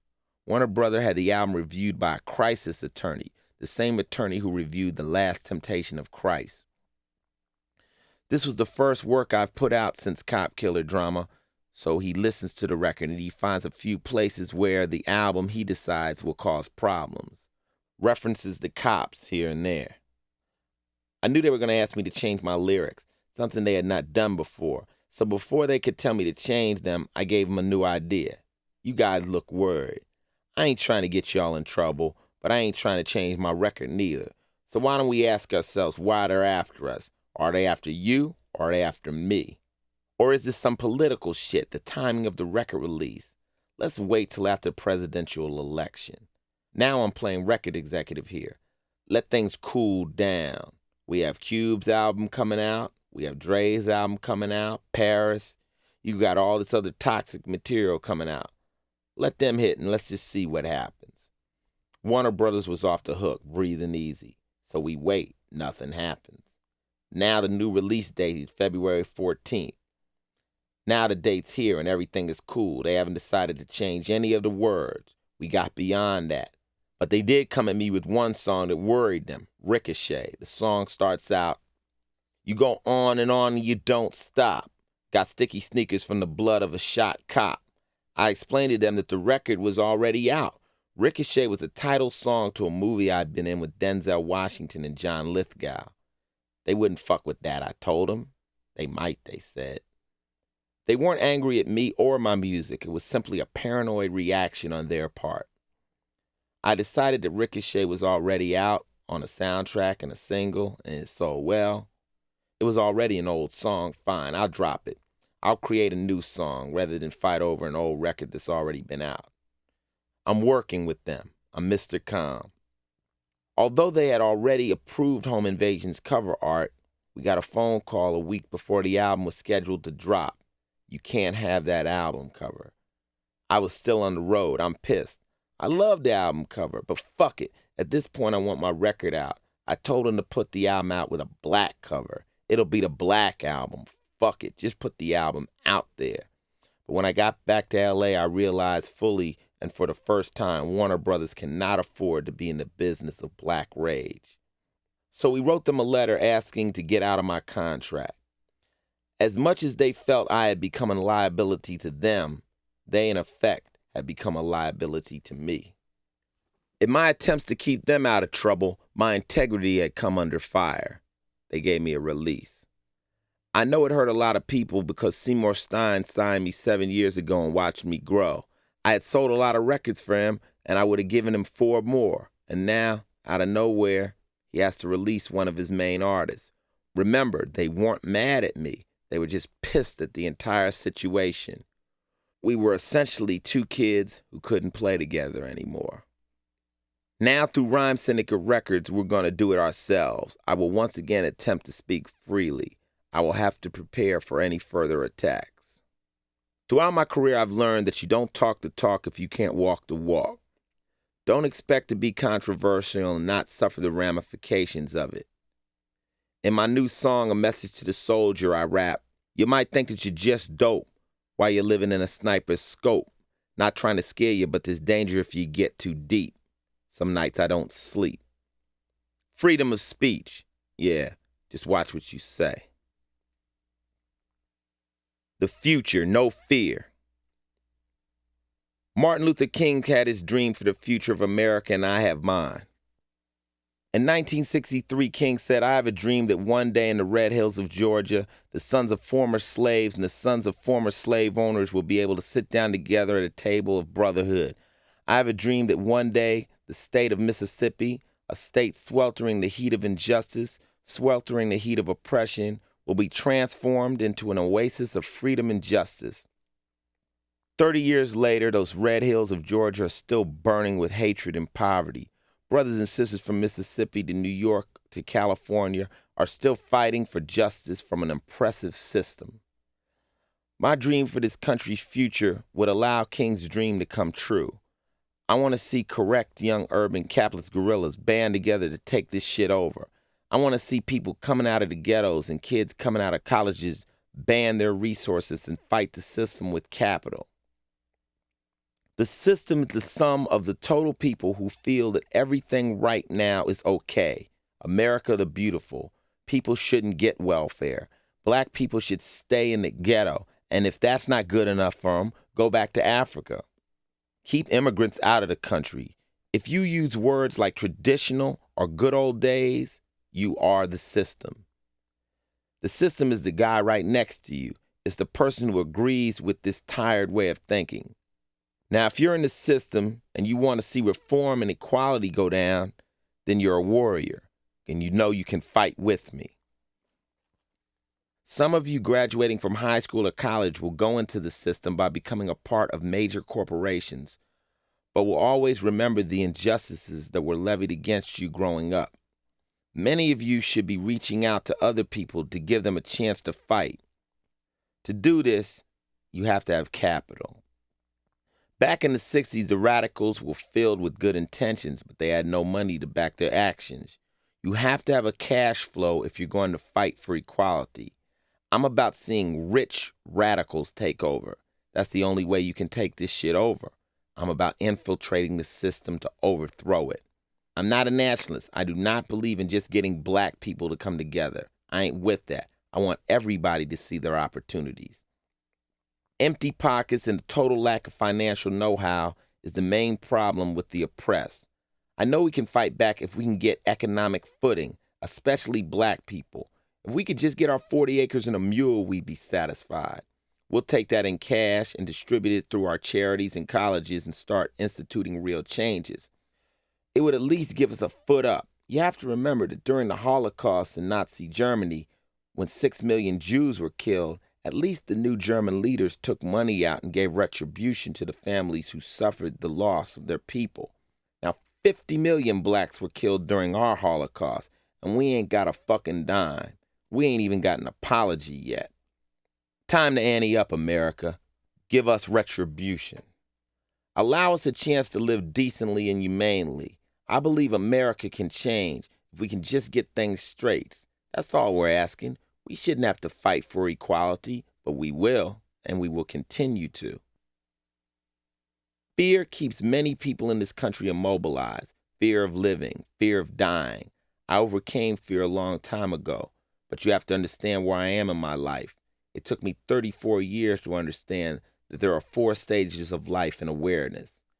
At stage 1, you're a child and you don't know anything. You don't know hatred, you don't know racism or fear. Stage 2 kicks in when you're a teenager and you think you know everything. You think you know black and white, right and wrong. You figured everything out. We've all been through that stage where we thought we knew everything and nobody could tell us different.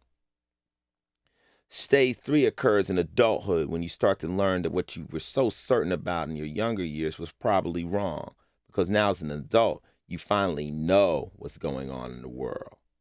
Stage 4 is your final realization that you don't know anything. It's in that stage of infancy where everything becomes vague and uncertain again that we can really be artistic and reach out and attempt to learn what's going on. Unfortunately, 99% of the people in this world live at stage 3. They don't want to take any risks because they're afraid. They're afraid of losing their jobs. They're afraid of losing control over their tightly confined lives. I lived my life in stage 4. This past year, the controversy caused people to panic. I lost a TV show. I had problems with a record. A comic book fell through. People around me started to panic, but I never looked back. I'm not doing that. I've learned that every time something goes wrong, if I can go around and grab it, it usually comes back stronger. So life is continuous challenge for me. I've almost gotten excited about shit that ain't working. I don't look back. I don't see what you gain by dwelling on the past and bitching about things you can't change. You have to move forward. A friend of mine told me once that God should put one eye in the front of your head and one eye in the back so you can see people coming up behind us. I agree to the extent of what he's really saying is that each person has to be prepared to watch his own back. I already got my own back. That's why I don't walk with bodyguards. That's why I don't have security around me. I watch my back with faith. I walk through the projects of LA and I never worry about who might come up behind me.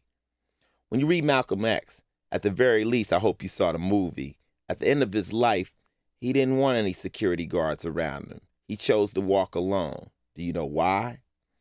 When you get to a certain level, you realize how diabolical the enemy is. I realize that no matter how many people I got around me, when it's time for me to go, it's coming right between the eyes, and there'll be nothing I can do about it. I'm moving forward. Both of my eyes are aimed directly in the future. I say to myself, okay, cool. I put out my records, and the minute the new record is out of my hands, I'm writing my new album. I'm so far forward that anything that happens to me here won't affect the plans I've made for the future. In order to advance, people have to get their eyes set to the future and stop thinking about the past. If you want to worry about something, worry about those people who are suffering. When I see people with broken spirits or poor people living in the streets, or I see those people who are in agony from disease and addiction, that to me is pain. That's suffering. That's what we need to eliminate. Despite the frustration and anger I vent in my music, I have a great deal of hope for the future. When I meet with kids around the country, they all give me reasons to be optimistic. I spoke at Stanford University this year, and the students continued to ask me questions long after I was finished lecturing. After we left the auditorium, I talked for 2 more hours while the students sat crammed together on the floor of their dorm's lobby. They want to know answers to the questions they can't get from their textbooks and from the media. They wanted to know what they could do to help change society's problems. Spread out on the floor were a Minnesota farm kid, inner city students, and kids from America's suburbs, all picking my brains to see where they could go from here. I told them, isn't it sad that you put me on a pedestal because I tell the truth? I told them that if we all told the truth and communicated with each other, we'd have something to work with. I know firsthand the price you pay for telling the truth. The system can come down on you hard, and you have to be prepared for it. People are uncomfortable with too much truth. The government totally fucked up when they let me know that they were listening to my words. Bush, Clinton, and Quayle blew it when they entered the battle and began condemning my messages. When they started turning the focus of the country on me, they made me realize that I do have power. They let me know that I am somebody who they do feel is a threat. Today I can reach all the way through to them if I want to, whenever I want to. I didn't know that before they spoke up. I didn't know I could say anything the President of the United States would listen to. But now, Tipper Gore's in the White House. I even got a more direct line to them. Anytime I want to say anything to Clinton, I'll just make a record. When you become a public enemy in this country, you gain national access. It's amazing. I could sit at home at night and say, you know what? I feel like being on CNN. One phone call later, there would be a camera crew at my house and I could go on TV. I could do a fucking national address if I wanted to. Ain't that a bitch? For now, I make records. That's my job. And in those records, I draw parallels to the different degrees of anger people feel on the streets. I give people an opportunity to see a lot of problems without having to go through the actual violence. I make records from an enraged brother's point of view. The cops are lucky I believe in enlightening the mind more than I believe in violence. By tuning in, these punk cops and punk politicians gave me the fire to keep attempting to enlighten minds through my music. I will continue to do so as long as I'm able and until I feel there is a better way. It's up to you to change the system more than me. You decide what the problem is you want to address, and you make them your missions. Everybody should have a mission that's fueled by their experiences in their own hearts. As far as life goes, don't try to guide or control everything around you. Just live it. Get on the motherfucker and ride it hard. It's going to throw you, it's going to hurt you, it's going to break you. But the minute you try to control it, you'll learn it's bigger than you. It's nothing we have power over. You just have to go with it. Once you learn to ride it, you're just so free. Prepare to fall off the edge, prepare to be hurt, prepare to get bit. But just ride the motherfucker. That's the Ice opinion. Who gives a fuck?